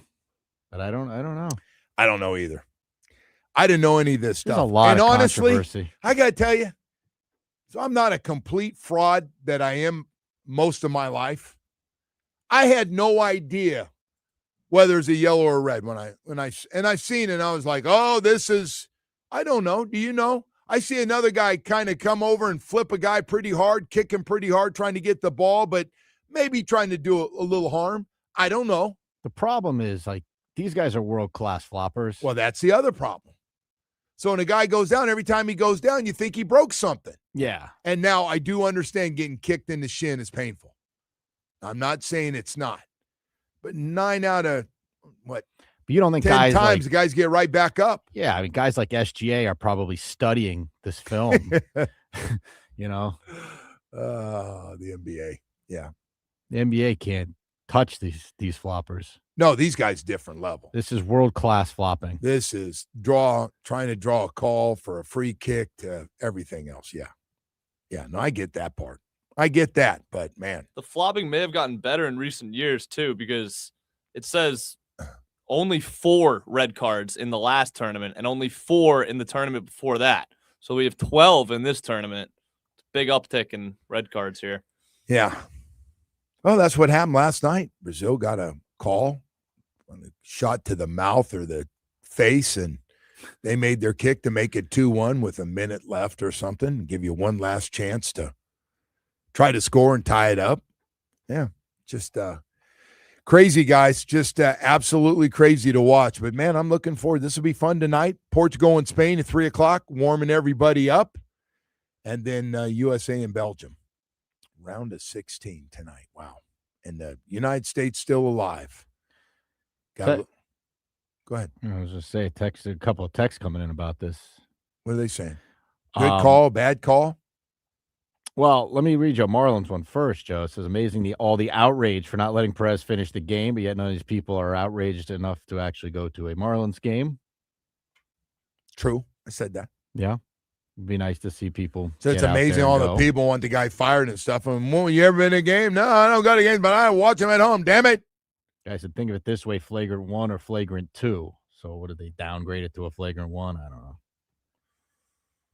Hey, man, the NBA makes up the rules as they go, too. That thing they did with Wemby in the finals was disgraceful. But isn't this tournament a little bit the same way? I don't want my best players getting kicked out. You want to see the best against the best. Deeper you go into these tournaments, right? So is that what we're going to do now? We're just going to, like, if you're a star player, you're immune? I might. Okay. I mean, I'm fine with that. I might Wemby Wemby want to treat it. I might Wemby it a little bit or Michael Jordan it a little bit. If, I didn't see nothing. Hey, it wasn't that bad. Oh, I was on top of it. I was looking at something else. I missed it. Wemby did exactly what someone else did to earn a flagrant. He clearly stepped under Brunson. No, he had some. Yes. Clearly stepped under him as he was trying to land. Yes. You don't have to sell me. I'm with you. They didn't even review it. They got the phone call. Or they got the memo before the game. Is that whatever he does? Is that special phone line that only the commissioner can have and, like, let it go? Remember, he got tied with that one last technical or he's going to get suspended. Yep. They made sure. Get rid of one. It's It's a shame that phone line didn't work for Tiger. He tried it. He did. Where's the president? He goes, hey, Tiger, you got a little too far on yours. Where's the special treatment there? Can you imagine that, President Trump? I got one call. I'm calling you. I've had your number. I've golfed with you, and I don't even want to. I have enough. Last thing I want to do is go and golf with you, but I do it. Can you take care of me? I just clipped somebody. All right, so you're going USA, and you want this guy to score a goal. That's your parlay for tonight? That's it. All right. I mean, if you're going to play, you might as well do something special tonight. 1-1 game, 2-2 game, and scoring like, I don't know, the 85th minute.